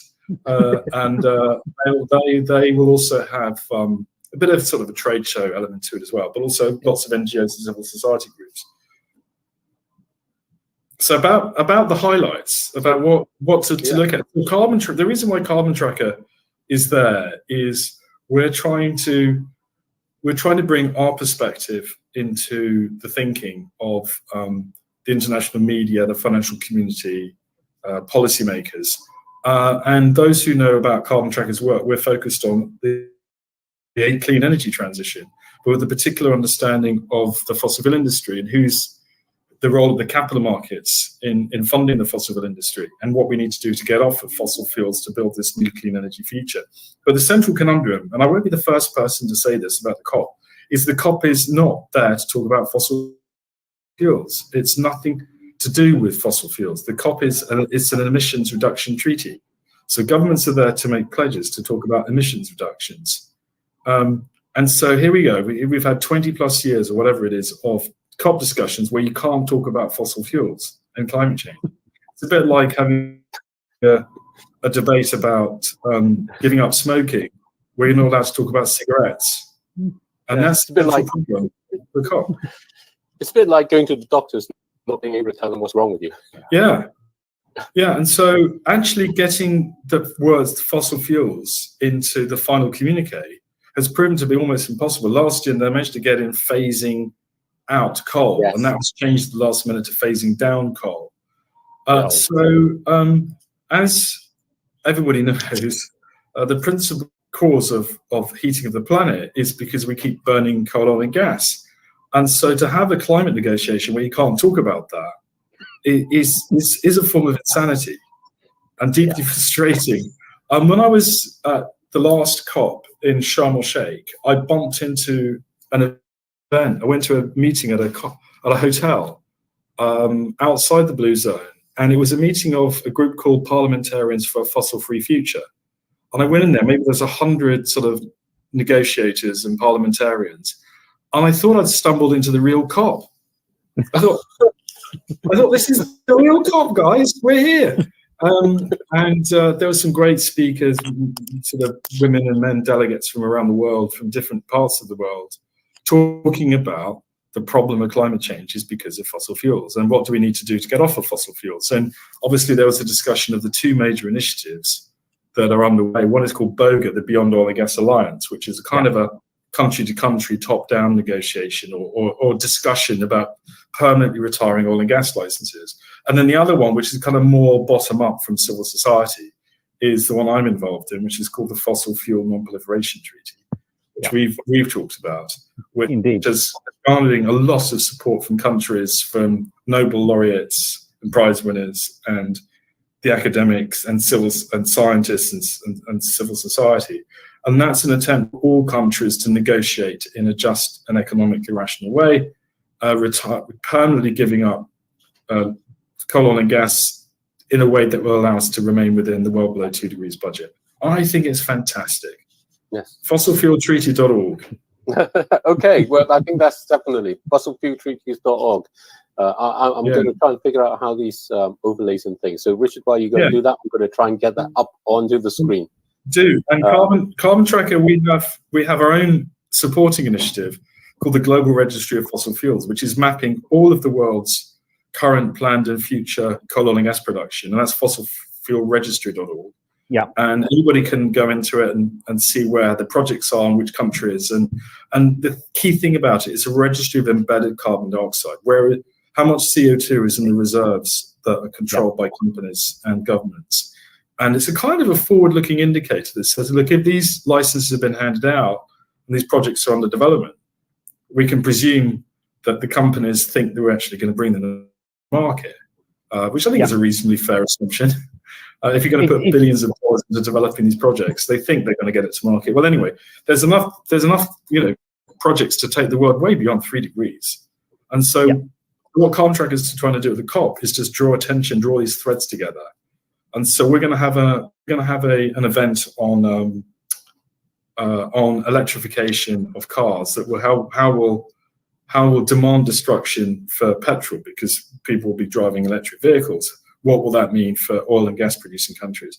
And then we're relaunching, it will be the second edition of our Beyond Petrostates report, which looks at 30, 40 countries whose balance sheets are only really strong from a credit rating point of view because they're obviously petrol dollar state countries.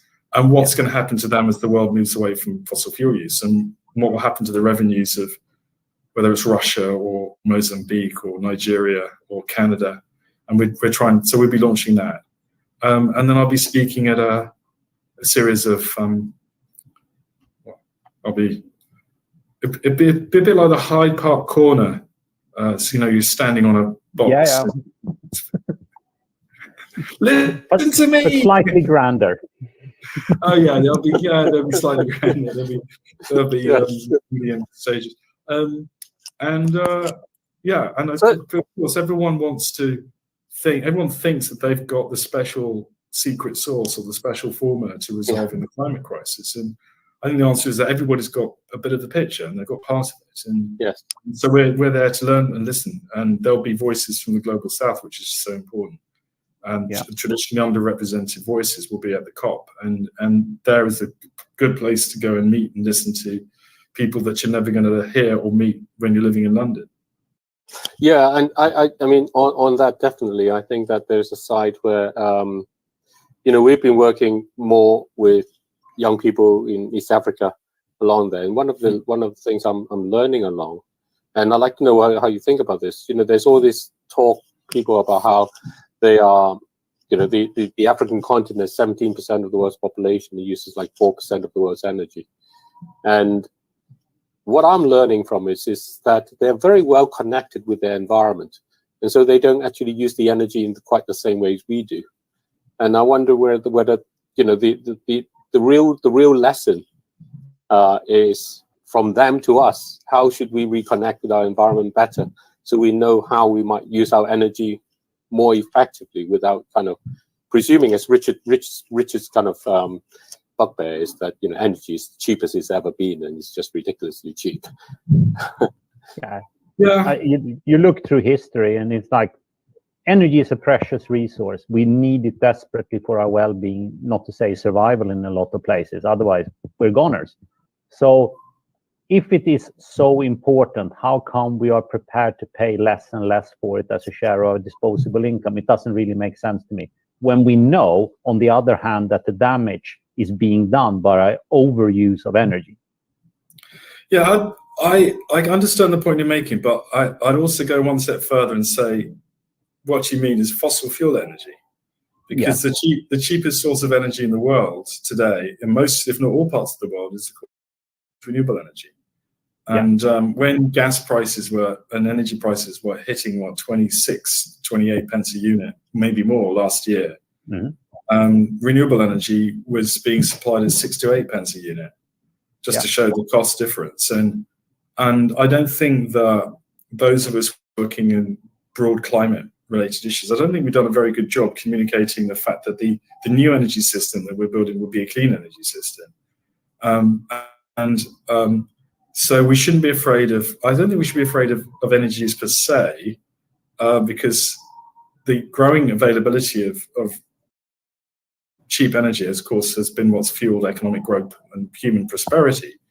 But what we want to do is decarbonize it by electrifying it, as much of it as we possibly can. but at the same time, hopefully making it cheaper for people. And I think that the wonderful thing about, once the Inflation Reduction Act in America is pushed through, and we adopt clean energy and EVs in the UK at scale, that I hope that energy prices and energy costs to the household will drop. And I think there's every reason why it should. So if we think about the energy system for 1 minute, there's two parts to it. You've got your physical part, which is your power station, and then you've got which is your stock, and then you've got your flow, which is the energy that goes into the power station, which could be coal or gas. And what we're creating with the new energy system is we're removing one half of it. So we just have the physical bit, which could be solar or wind. And once you've paid off the cost of your turbine or your battery storage or your solar, your energy at that point, the marginal cost of your energy drops towards zero or trends towards zero. Yeah.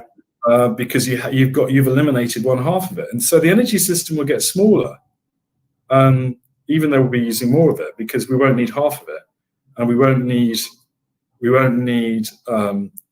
tankers carrying oil from one side of the world to the other, or ships carrying coal from one side of the world to the other. I mean, we certainly won't be needing any those LNG ships in quite the same scale, and then we won't need the petrol stations, and we won't need the refineries in quite the same scale, and those petrol tankers going up and down the motorways. Well, we probably won't be needing most of those, and so what we'll then have to think of is a bit like what happened in the 60s when everyone said that the cost of nuclear would get so cheap, or cheap energy would be virtually free.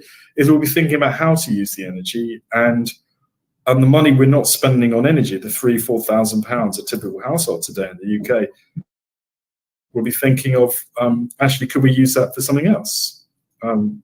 What I'll have to think about, but most people in the UK, even with the prosperity we have, struggle to make ends meet. Maybe things will become a little bit lighter, the burden on low-income households. At least one would hope so.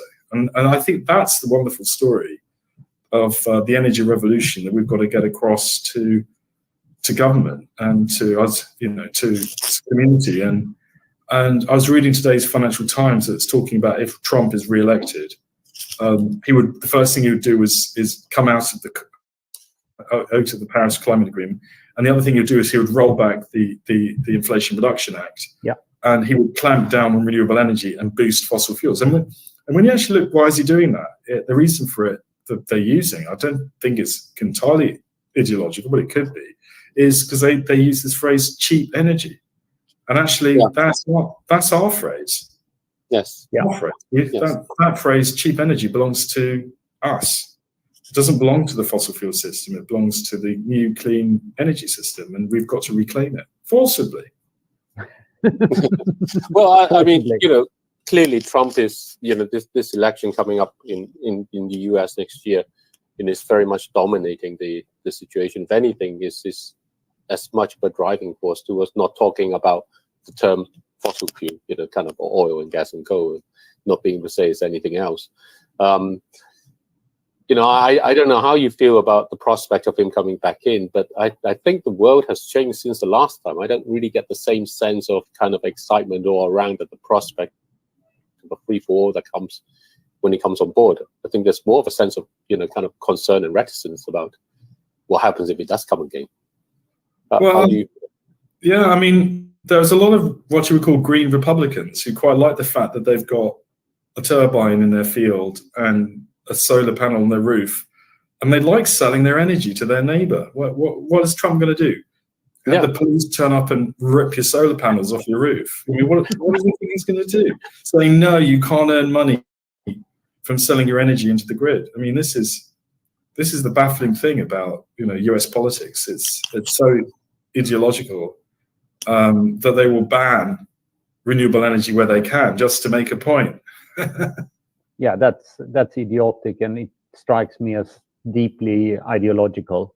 Yes. And I also suspect, and I suppose there is a little bit of really near-term political meandering, in the sense that strong Republican states tend to have a lot more fossil fuel production, which in the short term would hurt employment, and therefore you need to pander to these separate interests if you want to gather enough. But even in the US, you know, and growing parts of the world, more people are now working, more jobs are being created in renewable energy than in fossil fuels. And that's another message we need to get across. Decentralization of energy will create more jobs at a local level rather than centralized energy situations where you've got a huge coal-fired, gas-fired power station. You brought your fuel in from the other side of the world and have operators chucking into an oven. You know, I think people will like the idea of looking after 20 neighbors' solar systems or air source heat pumps in the home or whatever, and you'll create good, high-quality local jobs. And you know, it's another part of the message that we haven't got across. And even in the Inflation Reduction Act, I think it's well known that the so-called Republican red states more have benefited proportionally more from the Inflation Reduction Act than the Democrat blue states. And actually, the biggest beneficiaries have been Republicans, with the exception of Florida, because DeSantis said we don't want any of your renewable energy jobs in Florida. No, we only have retirees. Who should work? Florida, we're dying for fossil fuel supporters. And of course, Florida being one of the first, unfortunately, Miami in particular, first of the states to be hit by extreme weather events and storm damage and ultimately flooding. So, I mean, why not? You have to scratch your head. So, I mean, you know, Richard and I were talking to some people before who, you know, to push kind of the argument a bit on the other side. There's a lot of view that, you know, just because renewable energy is cheap doesn't mean that we won't actually just simply have both. And there is a lot of, you know, kind of, you know, if I can make money taking coal off the ground, I'm going to do it because I can make money out of doing that. So how do you feel, you know, because I think there's this side where, is it sufficient just to have cheap renewable energy, or is there something else that's necessary? You know, maybe this speaks to the Non-Proliferation Treaty directly in that sense. Well, I think that the renewable energy system that's being built has to grow faster than the energy demand is growing to ultimately kill demand for coal, oil, and gas. And all the signs is that the key technologies are experiencing exponential growth. And in particularly in solar and wind. And I just saw a headline the other day that Q1 exports, or rather Q4 exports of Chinese solar from just one Chinese solar manufacturer was equivalent to about 20 nuclear power stations in terms of potential power generation. And so this is growing at massive scale very quickly. And we will see within 5 years real demand destruction for fossil fuels, particularly for coal. Now there are some parts of the world where you don't have a free market in energy. You've got a state system, state monopolies, and the way it's structured is to benefit the existing incumbent energy provider. And for a long time, I think even until relatively recently, and I understand the laws changed in South Africa, the main energy power provider in South Africa, which is a coal company, is a monopoly. They're the only ones who have the right to create energy and put it and sell it to consumers. But once we create open markets and competition, the cheapest source of energy will prevail. And if you can get your energy solar, a mini grid, or a direct wire from a solar provider to a company, where you can get cheap, reliable, constant energy, that's the system we'll be moving to across the world. I mean, there's hiccups along the way. The biggest hiccup, and I think you're well aware of this, is grid capacity. There's just not enough cables being manufactured to connect wind to the grid and to lift up the grid in terms of investing in it and developing its capacity is an issue for not just for the UK but across the world. And we won't get the clean energy revolution. So you hear stories of there's wind and solar stacked up ready to go. They won't get onto the grid into the 2030s because we just don't have the right grid connections, and it's not the wind is arriving in the wrong place. So we have to solve these problems. But the key thing to take away is that these are solvable problems. They are not impenetrable, irresolvable problems. They're things that we can deal with better cooperation and investment and better policy. Will we be able to do this in time, you think, to save 1.5, 2, 2.5, 3 degrees? Where is your gut feeling that we will end up before the process you're describing is in full motion? Well, I think we're at close to and at 1.5 now, and we're certainly within a few years away from it. So global emissions are something around 40, 41 gigatons a year. Maybe 36 of that is from burning fossil fuels. Yeah. The carbon budget, the remaining carbon budget to 1.5 degrees is 280 to 300 gigatons. So you can do the maths. We run out of runway within 5-6 years or so. And then 2 degrees is not that far after that. And I saw a chart that, was published by the esteemed Assad Razouk of Angry Clean Energy Guy podcast fame. Yeah. LinkedIn, very good person to follow because he's got acute kind of awareness of the importance of this in the news, is that we did pass for a number of days at 2 degrees of warming. Yeah. So we may be ratcheting up faster than we thought. So where do I think we will land? Well, I think we're definitely going to overshoot 1.5.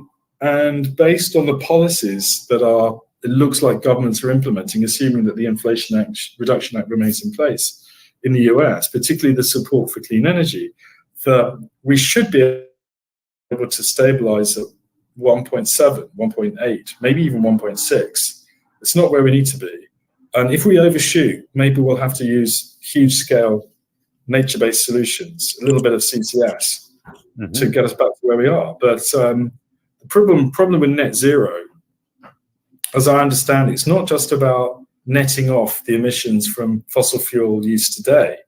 You actually have to remove all the CO2 from the atmosphere that you put up there in the last 50 years. So we've gone from 350 to 420. Yeah. I think the scientists would tell us we've got to work our hardest to get another 50 parts per million out of the atmosphere. And the CCS plants that the Chinese government and the American government recently announced in the sort of the recent meeting with Biden, the Chinese premier, that investment, I think, is going to create 5 CCS plants each by 2030. And yet, according to the work that we've done, we're going to need 300 large-scale CCS plants constructed every year for the next 10 years. And all that does is give you another 15 years extension of your carbon budget before you go back to sort of start again. So all of this is telling us the most rational thing to do is to rapidly get off burning fossil fuels, including gas. I mean, gas, everyone thinks that gas is a shale carbon-free. It certainly hasn't. Certainly when you add fugitive emissions in there. So we need to get off the fossil fuel system and build the clean energy one. I want to say to my kids who ask me, yeah, we'll get there, we can do this, but I'm afraid, Richard, that I'm more than a little apprehensive about it. And makes two of us. The mind, optimism of the will, or whatever is the phrase. Well, I mean, I take it from that one of the issues is about abated carbon sources. From what you described it, I think you. I don't like that phrase. I don't like it because it kind of suggests to people that there's a difference between abated and unabated. Yes. But then when you actually look at the capex that the companies are spending to deal with the emissions from their products, it's a trivial few percent. And I recently argued in a public forum with one of the oil producing nation representatives who was trying to say that they as a producing country are not responsible for the emissions from their products. Yeah. And I had to remind him that that when the tobacco companies went to court, they argued it's not us producing the cigarettes that killing people, it's people smoking them. It didn't stack in court and the companies lost. And I said, I think the courts will settle in the same way. If there's ever a serious court case brought against the coal, oil and gas companies. I think the court will say, well, actually, your products are the ones that cause the problem. Your promotion of those products over the last 30 years has caused the problem. And these are companies making hundreds of billions of dollars of profit, which has to be disgorged to pay compensation, particularly, to support the loss and damage fund that was proposed at the COP, and to compensate the global south for the huge damages that are being caused by the promotion of fossil fuels and the denial of the science. Well, that's the part that actually worries me the most of all the aspects around climate change. Is you don't need to be particularly scientifically gifted like me to actually interpret the chart of what has been common knowledge for half a century. And still you have people debating its actual merits. And that really terrifies me. Yeah. It's like, are we arguing that the Earth is still flat? Or have we come to the conclusion that it's round? Just because there are people arguing it's flat, right? It doesn't make it right, because we know that the damage has been caused by our excess use of fossil energy. So I know both of you have financial markets backgrounds like me. And I think that where all the denialism is, and it has occurred, the companies have been thought that they were just battling the scientists and civil society, and that they could dominate government, which they have done the last 20, 30 years. Clearly they have. Even this current government in the UK is an example of that. And then all of a sudden the financial community wakes up and says climate risk is a systemic risk to people's wealth and the stability of the financial system. And our ability to do business as investors needs a secure planet and financial system, a stable financial system. And the voice of capital has suddenly, the last few years, particularly with the leadership of Mark Carney and G-Fans and others, woken people up. And I think the companies have spotted that, and they've been kind of fighting back themselves, and with a rearguard battle, which they're now taking on the financial community by outspending them. We hear of this $1 billion budget that they have to push an attack on what they call woke capitalism. The rest of us just call risk management, because that's what, risk management. They call it wokery. If your building's on fire, you don't say, I'm not going to put the building to fire out because using a bucket of water is woke. You put out the fire. And I think that's why finance is trying to put out the fire by looking at the causes of the fire. I think actually today, it's more like them saying, no, it's not on fire, why it's burning away. I think that's actually closer to the truth. Well, I mean, that's to an extent, that's probably true. And today we've been reading and hearing that the letter from the Chancellor in the UK, Hunt, to the Bank of England, downgraded climate as one of the key responsibilities of the Bank of England. And I think there's a hugely retrograde step, and very unfortunate, actually. Because in our estimates at Carbon Tracker, we published some research recently that looked at the potential damage of 2-3 degrees of warming on wealth, and the write down of the value of people's assets. And not just will there be a decline in GDP, there will be an absolute destruction in wealth from climate. And I think, if the Bank of England has got to keep an orderly financial system, it's got to make sure that wealth isn't being destroyed and that there isn't impediments to the economy, offering and giving people what they're looking for, which is better living standards and so on. And so I do think this is crucial. It's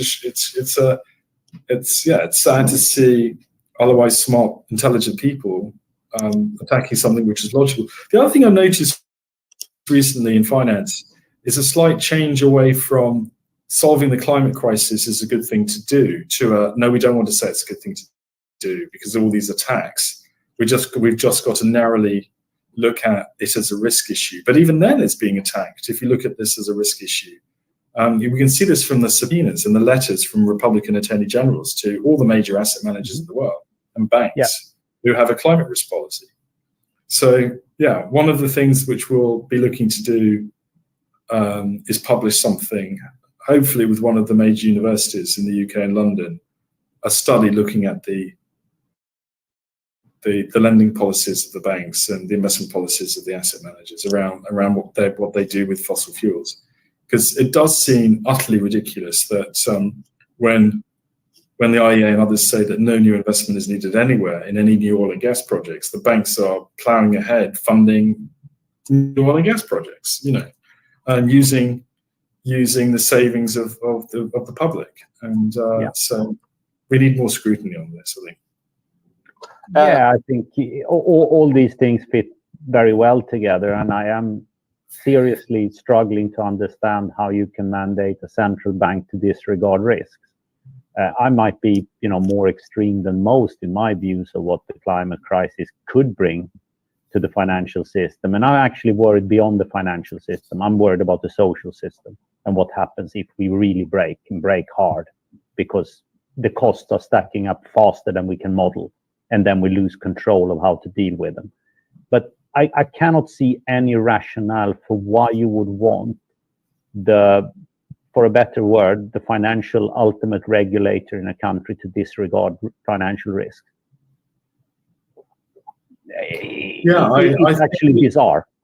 Well, I think that's just they believe in a wedge that climate and the environment is a wedge issue with voters. They think that by being anti-climate, that this will gather them lots of right-wing voters that will carry them over the line in the next election. I think this is just monstrous stupidity and insulting the intelligence of the voters. Yeah, I'm lost for words. Put it that way. Well, no, I think it's not that surprising. I mean, you go back to the time before the Bank of England became independent, and as you come near the election, the interest rate policy started shifting. Here you have essentially, as Mark's describing, right? This is the way in which the incumbent government tries to shift the voters into the favor of where they would like to be. Yeah, and this is how it is. I think this is one of those things. The other side, I think, from our side, we fear we're more pessimistic than you. I think we have the same aim, which is we really want the fossil fuel to finish absolutely as fast as possible. But I think we rather fear that as long as someone's making a buck out of it, and this, for example, I have this pet gripe now. It's become kind of like a real problem, because every time I talk to someone, I mention it, and people say you mustn't anymore. This crazy city Saudi is building, 170 kilometers long, 200 meters wide, 500 meters tall. And it's basically being financed by us filling cars up. So if there's anything that makes me not want to fill my car up, it's a great disincentive in that way. But I think people are just not really aware in that sense, how the vested interests are benefiting from the existing situations. Talking about vested interest, I recently spoke at the Energy Intelligence Forum. It used to be called the Oil and Money Show. Now it's been renamed. And this was the one at the Intercontinental Hotel a few weeks back in London. And Greta Thunberg was outside with all the, Just Stop Oil protesters and Extinction Rebellion protesting outside. And I had to do the walk of shame past the protesters who thought I was an oil and gas person, which I enjoyed my moment, even though I was being shouted at a lot. I can't see myself as an oil and gas person, even though I've got colleagues at Carbon Tracker who are. But anyway, I went in to do the panel with Exxon and Chevron and Petronas, and to talk to them about the energy transition. I thought it was okay, but actually it allowed me to stick around and listen to the most astonishing speech, best speech. It was from Greg, I think it's Greg Jackson, the CEO of Octopus Renewables, and his opening remarks to the audience. Remember, the audience was like 400 oil and gas executives, particularly from the Middle East and America, had flown in. And he said, we're working with house builders in Scotland, and the offer to the new house builder to the new homeowner is they will never have to pay an energy bill ever again for the rest of their lives. I thought, that's a great opening statement. I looked in the room, people really caught his attention. He said, we put the electric vehicle in the drive. That's 3 days of typical household energy use in your battery. because of course all the devices in the home, whether it's kind of the television or the hair dryer, have become actually a lot more efficient. So energy demand is lower than it used to be. He said, yeah, we draw energy when it's at peak prices and we sell into the grid at high prices, and in return, we give them back the energy at the night time or whenever prices are low and restore the energy. And then they've got air source heat pumps and they may have solar on the roof, and we buy energy off the house or make money from energy off the house. And in return, they never have to pay an energy bill. And he said, the trouble with all of you lot, as in the audience, he says, is that you're still in the mindset of selling something to people that they may never need again for a price that they can't afford. And he said, you remember the days when people paid $20 to download a copy of the Times, and it took you 2 hours because the internet was so slow, and everyone said, no one will ever read the newspaper off the internet. And now we've got a system where consumers consume as much internet on their phone and emails and texts and so on for a fixed flat fee a month. And he said, that's the energy system we're building.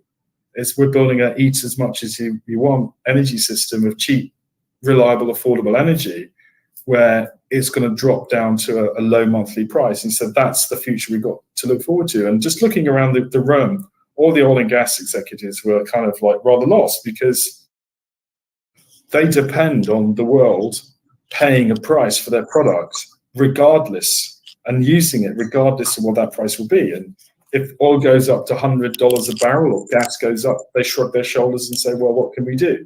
And they make money hand over fist. Yes. So once you get rid of that commodity demand and replace a commodity market with electrons through the energy grid, through the electric grid, all of that pricing power that the monopoly providers have disappears. So I'm optimistic that will happen, because it's driven by fundamental logic, fundamental economics. If it's cheap and reliable and accessible, people will buy it. And on batteries, people say, well, look how expensive lithium is. Well, I think it was just another FT column yesterday, was it today, about sodium batteries. Sodium, what's sodium? I think it's salt, isn't it? Yeah. But hugely commonly available. People go, well, there's not enough lithium. Well, how about salt? There's no shortage of salt. So if we can have salt batteries, or we have solid state batteries, we're still evolving the battery technologies, and we could build out a huge energy storage system that works particularly for households and light office buildings and light manufacturing. Maybe we're going to need something different for heavy industrial users, cement and steel and so on, chemicals and so on. But maybe, but we should be able to build a hugely strong, available, cheap, clean energy system, and then extend it around the world, particularly to the global south, so they can leapfrog this fossil fuel phase. So they are making money now. Let's be clear about that. But it's only been a temporary phenomenon. So if you look at the last 10 years of the kind of free cash flow of the oil and gas majors to fund dividends and share buybacks, they've been using debt. They've been borrowing from the banks to fund dividends. And it's only been in the last year and a half with the Ukrainian crisis that they've actually managed to sort of pay back and retire debt and fund dividends from free cash flow. But with oil prices back down again, it's not impossible to think that, and the IEA reckons that EVs will kill 5 million barrels of oil demand a day by 2030. And the last time we saw that during COVID, oil prices went negative. They settled down at $20 a barrel. And if a lot of production requires oil prices to be at $40 a barrel break even, and the market price is 20, that's another way of saying these companies are going to be cash flow negative again. And if they are, what happens to their credit worthiness if the banks refuse to lend, to fund dividends and share buybacks? Now, I think the oil and gas companies could get derated rather quickly, because I think they're only held by the market because of the fat dividends they can fund, but they depend on the banks continuing willingness to lend. And as the market moves away because of EVs and lower forecast gas demand because of renewables, you could see the whole sector derated because the market lose confidence in its ability to make money. That would no doubt hurt the private sector oil companies extensively. And, you know, we have a number of very large listed oil companies, but still significant, if not majority amount of oil production sits in various state-funded enterprises, whose states' well-being, like you said earlier, basically depend on oil revenues. And there, the mathematics looks very different in their ability to continue to produce. The Middle Eastern states are obviously some of the world's cheapest producers, and they'll be last man standing, like the Saudis being a good example of that. But they still need, I mean, the thing is, Saudi requires the oil price to be at $70 a barrel to meet their own budget spending to cover education and health, and energy is virtually free there. So they do need a high oil price. And in fact, you know, OPEC has announced 6 or 7 production cuts to keep prices up. That magical formula. But all high prices do is incentivize the world to move away from using high-priced commodities. So they're kind of stuck, you know. They can't keep the prices high if they want to compete, but they need prices to stay high to fund their deficit. So they keep prices high, and that just drives consumers away to EVs. And, you know, in China, when you can get the list price of an electric car, basic standard model, down to $5,000–6,000 a unit, and if they start exporting those cars into Europe, and supposing they hit the market at $20,000 a unit, when internal combustion engine is selling at 30, and then you've got if you can power it yourself, or use a great company like Octopus Renewables that powers it when it's cheaply available, your electricity bill for your car is going to come in way lower than your petrol bill. And so this is the logic of technology, just growing exponentially, getting cheaper, becoming more reliable. More people will buy it as it gets cheaper, and the more people that buy it, it becomes cheaper still. And this is the wonderful joy of this new clean energy system that's being built around us. Carbon Tracker, we've just published a study around EVs and the Global South, where we calculate that the Global South will save $100 billion a year by switching to EVs, because it will displace oil imports. And so many poor countries are having to spend their coffee dollars or their cocoa dollars or whatever they're exporting to gather the dollars to pay for their oil imports. Now you can see the benefit of what will happen if an importing country doesn't need to import oil in quite the same way. You know, you could see some producer countries of agricultural commodities see their currencies appreciating, because they're not having to sell those commodities to buy dollars. So you can see that will be a benefit to a lot of the Global South, from making their agricultural products I think world revenue point of view.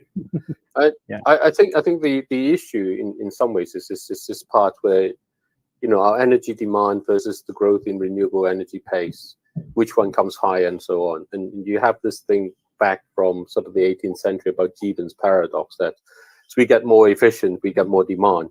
And, you know, in the case in Norway, they're using their plentiful renewable energy to electrify their oil extraction, as instead of displacing, you know, their neighbors' coal plants, you know, Poland across the Baltic Sea, for example.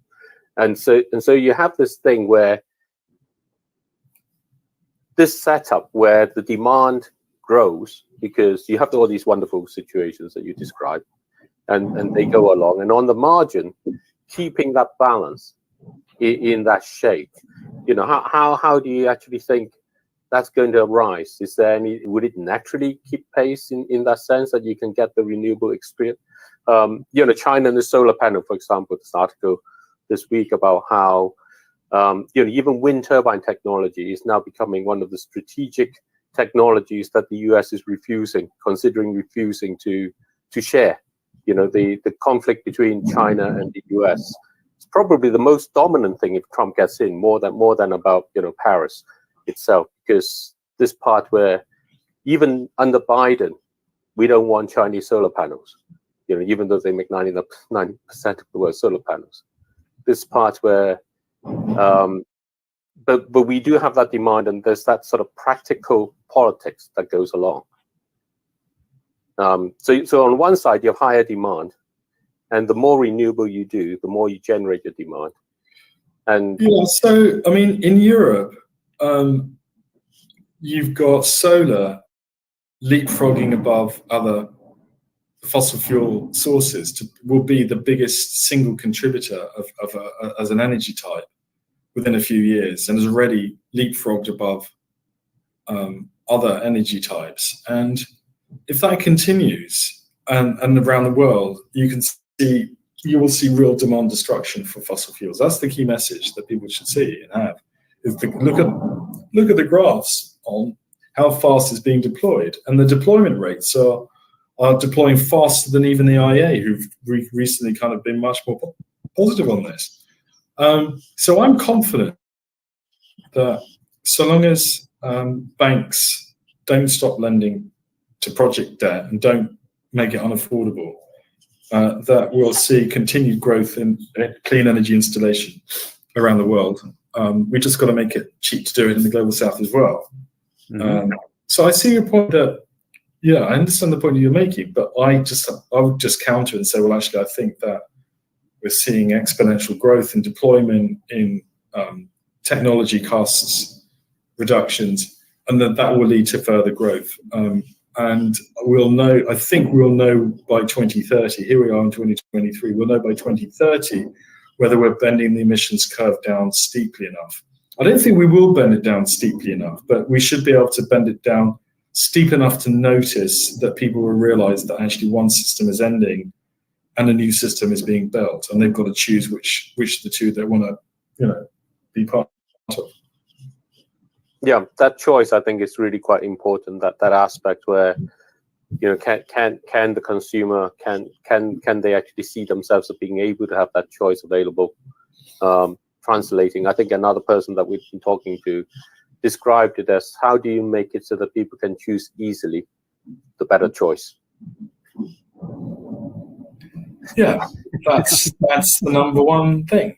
But consumers are smart, and they will find a way of getting what they want at the cheapest price. And they will find a way to do it. And that is what we've got to do with the clean energy system, make it easily accessible, easy to understand. I mean, even simple things like building new houses with your renewable energy system there, not retrofitted afterwards. And then instead of the upfront cost of an air source heat pump or a solar panel, which can be very expensive and certainly beyond the range of what you might call the average citizen. Yeah. The governments could play the role, or the markets could play the role by providing 20-year finance smoothed over a long period, and maybe even installing the equipment with a zero upfront cost, and you just pay back over a long time period. I think the only country that's really taken air source heat pumps very seriously is France, where you're seeing something like 500,000 units being sold. Whereas in the UK, I mean, I'd be surprised if we get 30,000 units sold. But we need government support and initiative for rapid scaling up and deployment. So it's to be seen whether, if there is a new government in the UK, and if it turns out to be a Labour government, you just have to hope that they would step up to the plate. But they've been, for fiscal prudence and all that kind of stuff, not to spend the 28 billion. But what people are not understanding is that 28 billion is not it's not expenditure, it's investment. It's investment with a return. And so people should think of it, actually the point of the investment is to create something better, cheaper, more reliable, to replace something that is old, that will, the new one will replace it. So it's investment. It's not lunatic economics, which is kind of the suggestion of the current. Well, I think that touches on other points which maybe I'm singularly out there in saying that I see basically people don't believe in climate change, even the activists and so on, because the way they behave and everything presumes, the next year and the year after, the decade after and so on is going to be exactly the same as now. And the whole essence of it is not, which I think is your point about the investment, because it's not going to be the same. you actually need to, I think of it even more strongly, that investment is actually a necessary spending. It's like maintaining your house. You know, in that sense. How do you think about whether people actually do see climate change as saying next year is not the same? There was a Question Time, you know, the radio show in the UK, where they asked people about, you know, what would your policy be, you know, 50 years from now? They came back. I think the show switches from city to city, and the last time it was at that place, it was 50 years ago. And all the answers were essentially saying, you know, today's policy just reiterated without any kind of suggestion that the future date might in any way be different, because our world will be different. You know, I think that humans as a species, we're very good at making decisions about things that affect us today in the here and now. Do I make myself a cup of tea? Do I eat a chocolate biscuit with it? Do I run away from the lion? Do I run away from the lion? Yeah, exactly. Or how do I stop myself being hit over the head with a club by my next door neighbour? You know, if you go back to the Neanderthals or whatever. Yes. Those are the decisions which humans are taught to make. As you know, through human history, that's the species that we are. We're not so good at saying in 20 years' time, this is where I want to be. This is the world I want to have, we just are hopeless at making decisions today to ensure that thing that we want, that desire that we have for 20 years' time, that we create the conditions where we arrive at. And that's the kind of the nature of the climate change problem. You know, people say, well, I can't see it. Why am I worrying about it? Or as one relative said to me, I think 2 degrees, 3 degrees warming, extra warming sounds rather nice, Mark. Yeah. You know, they thought we're going from, you know, 18 degrees Celsius to 22, and it'll make for so much nicer, warmer summer. And, you know, and I hadn't quite understood that this was a global average mean temperature, and you've got extremes at the Arctic and the Antarctic, and it's an averaging out, and that actually this is not something you've seen for millions of years. And the last time it was +4 or +3, the UK was populated with rhinoceroses and it was a savanna, hot swamp. So many people, do you like it quite like it is now, or would you prefer a hot, steamy swamp where you can only spend 2 hours a day outdoors? Which of the two would you choose? I don't think we're very good at understanding those choices, really. No, we're not. So not at all. I mean, from an investor point of view, there's a very well-known British scientist who spoke at a conference at one of the big universities in the UK, and his opening talk to a meeting of chief investment officers of large pension schemes. His opening remarks were, "I hope you figured out how much it's going to cost to refreeze the Arctic." They're all looking around like, what's he talking about?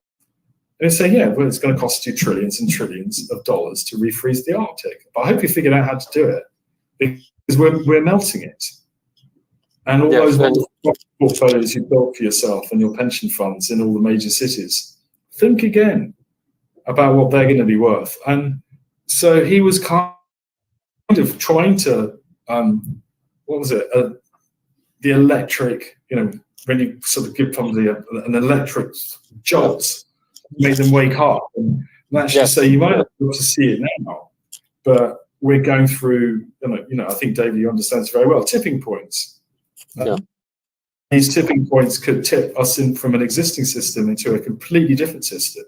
And that different system could be different for not 5 years, it could be different for 10,000 years. And we're close to those tipping points as a consequence of our inability to act and deal with the climate crisis fast enough. And politicians, whether it's Trump or whoever it might be, who try and slow this down, in fact, want to go in the other direction, they just haven't a clue. But anyway, they're the last ones to want to listen to science.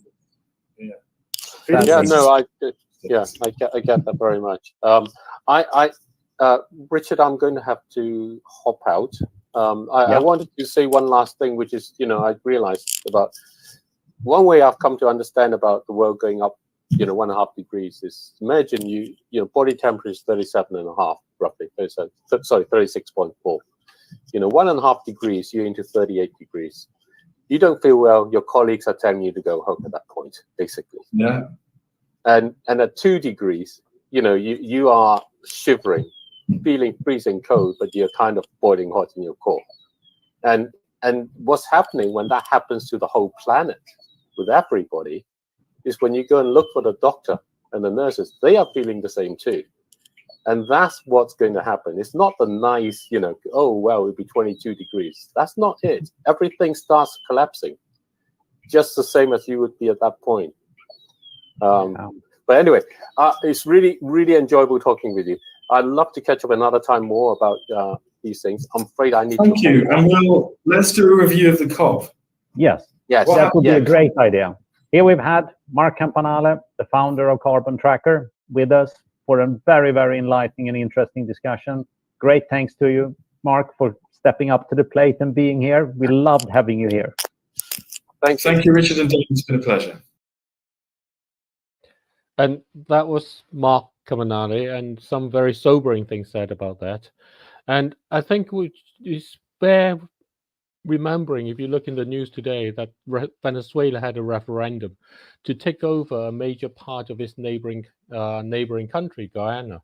And the reason for that is because in this particular part of Guyana that they want to take over, there have been major oil and gas discoveries. So we still live in a world where countries want to take over each other in order to benefit from oil and gas and coal. And that's why we actually need capital markets to be able to step up and make it possible for people to create a market to keep oil, gas, and coal in the ground. Because at the end of the day, we are the agents. It's our money that we spend, which collectively produces the economy, which actually allows the governments to continue to function in the way that they do. So we actually hold that fundamental power, and it is in our hands to do that. So I want to close by playing that call we had earlier about how we can be the ones to do this, to create the market for keeping oil, gas, and coal in the ground. Please bear that in mind. Please just think that actually you can do this. It is entirely in our power.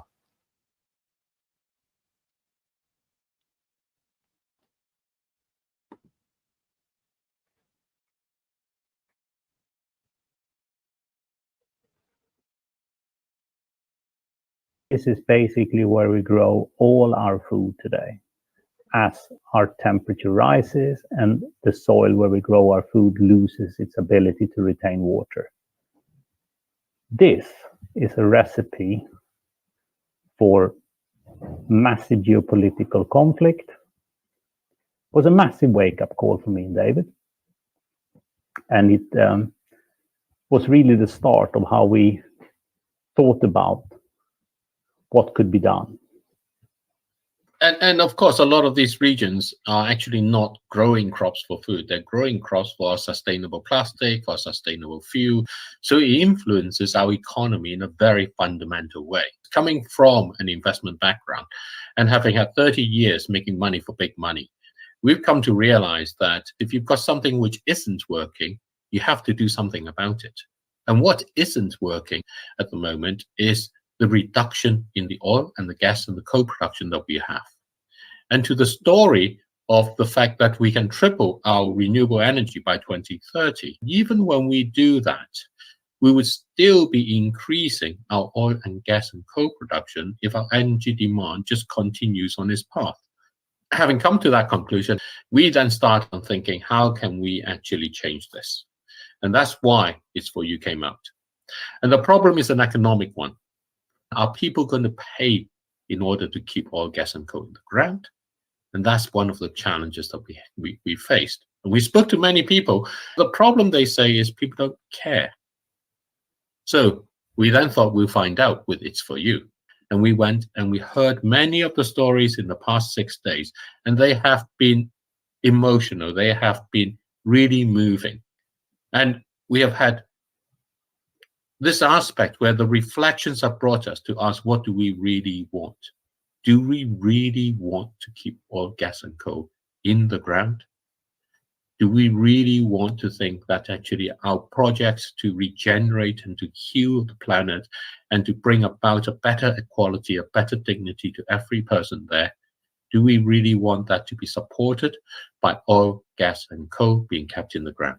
We came across a remarkable gentleman, Preston, who actually has a business that does that. And here he is talking a little bit about how he does it.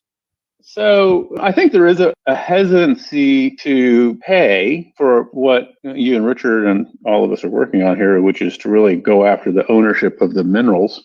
Yeah. Because I think unless you live here in the United States, it's really government-owned minerals. And it seems kind of like an audacious task to go after purchasing or getting some sort of an operating agreement with the government for control of those minerals. Here in the U.S., obviously, roughly 66% of the minerals are owned by people other than the U.S. government, so it makes it a lot easier. But the next step is, okay, so we're going to buy these minerals, David and Richard, so how do we actually have a return on our investment? And so I think there's an unfamiliarity, or well, there's beginning to be a familiarity, is that, wait, you can make carbon offsets out of these things? But then they immediately come back and say, well, you're going to have 100% leakage because you're going to take your coal out and then they're just going to mine it someplace else. And, you know, that's an argument that everyone throws out because it's just I don't want to do it, so it's leakage. And indeed, this leakage problem, right? And it becomes a rationalization in some ways. There are those that says it will just finish. You know, there's only so much oil and gas and coal, and by the time we finish the transition, they'll just run out. And Preston again had this to say about that. And then the other argument that I run into is that people don't understand is, I'm going to use fake numbers just for simple math for Richard and David and I. Let's just say we have in the United States 100 million tons of active mining projects at any given time today. Okay, so let's just say we're mining 20 million tons a year. So it'd be 100, 80, 60, 40, 20, 0. Okay, but the reality is, no, it's 100. Last year was 100, and next year is 100. Well, why is that? Because we're adding reserves on a daily basis to make up for that we're removing. And there you go. And Richard, maybe you can explain also why this aspect where the renewable energy becoming cheaper is also not going to make the change.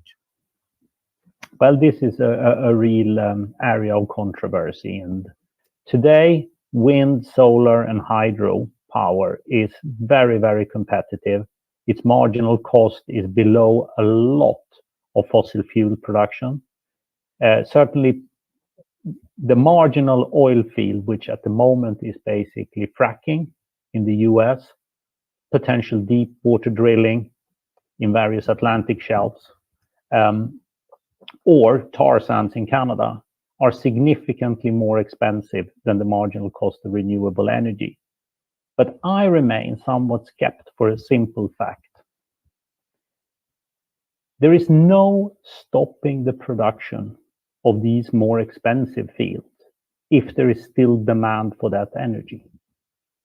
So even if the renewable energy producer might be able to turn a profit of $10 per whatever unit they produce, we will still mine coal and we will still drill a hole in the ground or in the sea pumping oil, even if we can only make $1.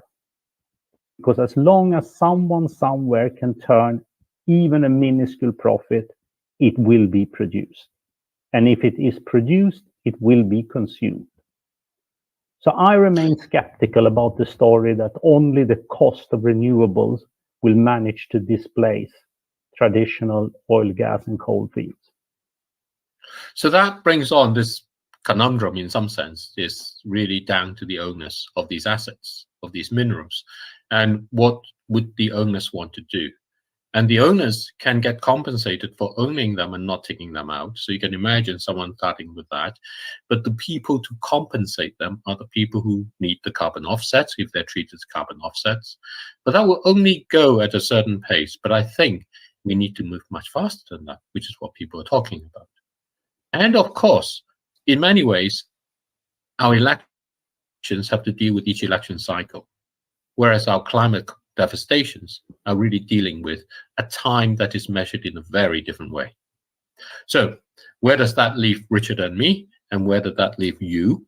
And this is being for you.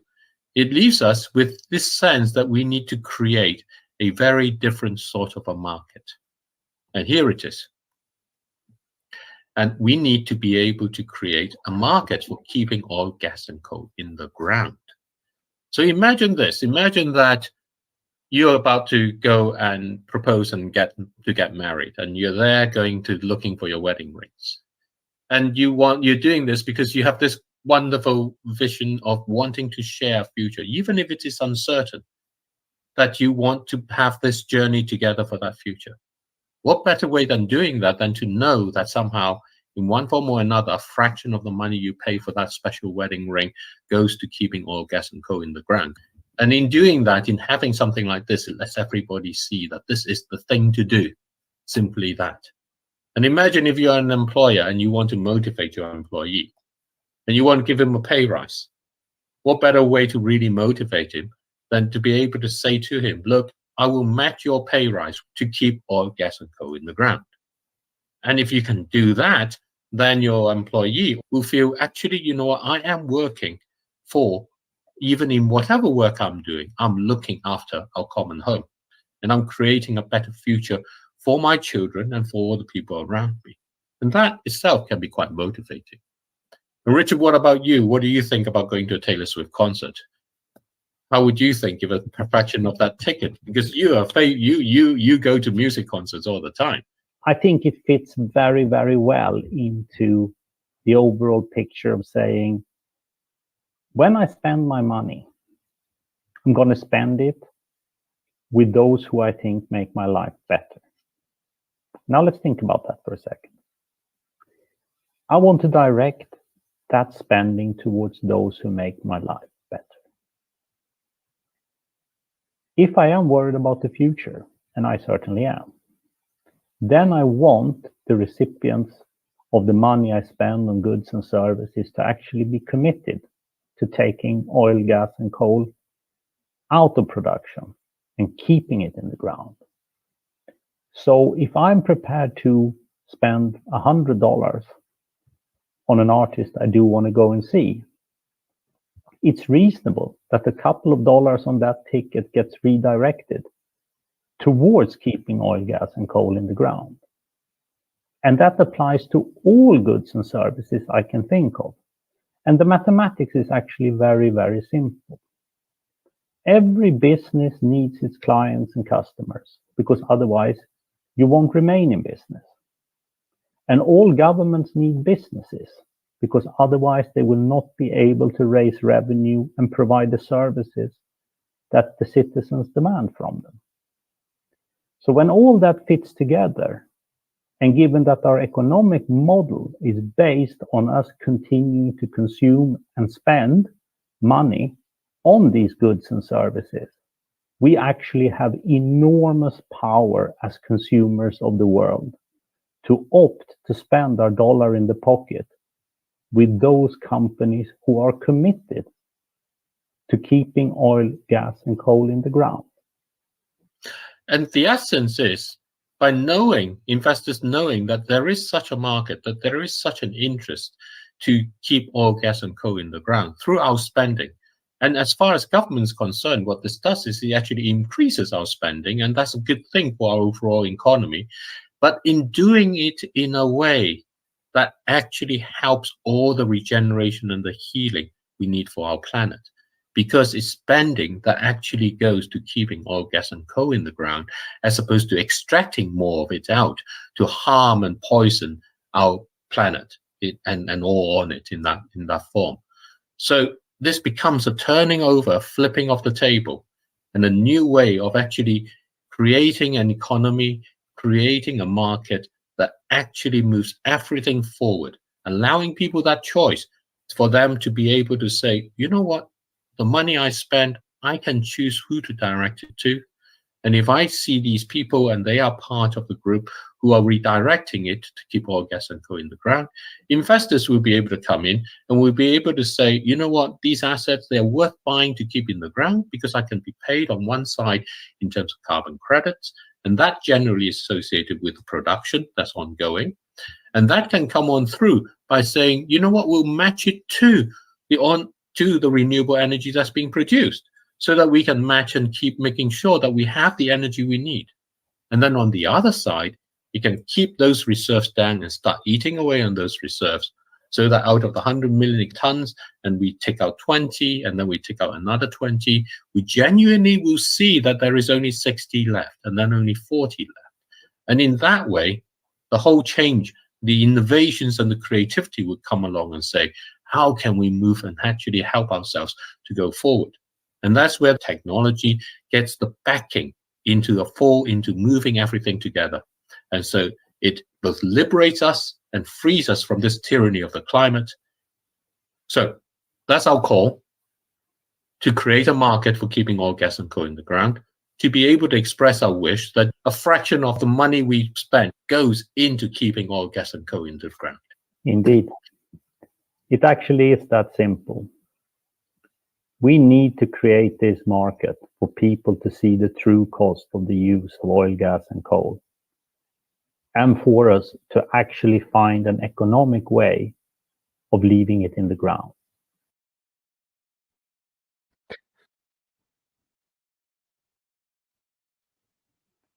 Well, that's it.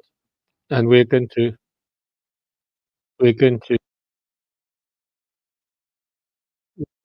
finish that part. And thank you very much, everybody, for being with us over tonight. And please remember, we can do this. We can not only point ourselves in the right way to look after our common home and help each other along and find our own pace in going forward and being together with that migration, which has already started and it is actually going on.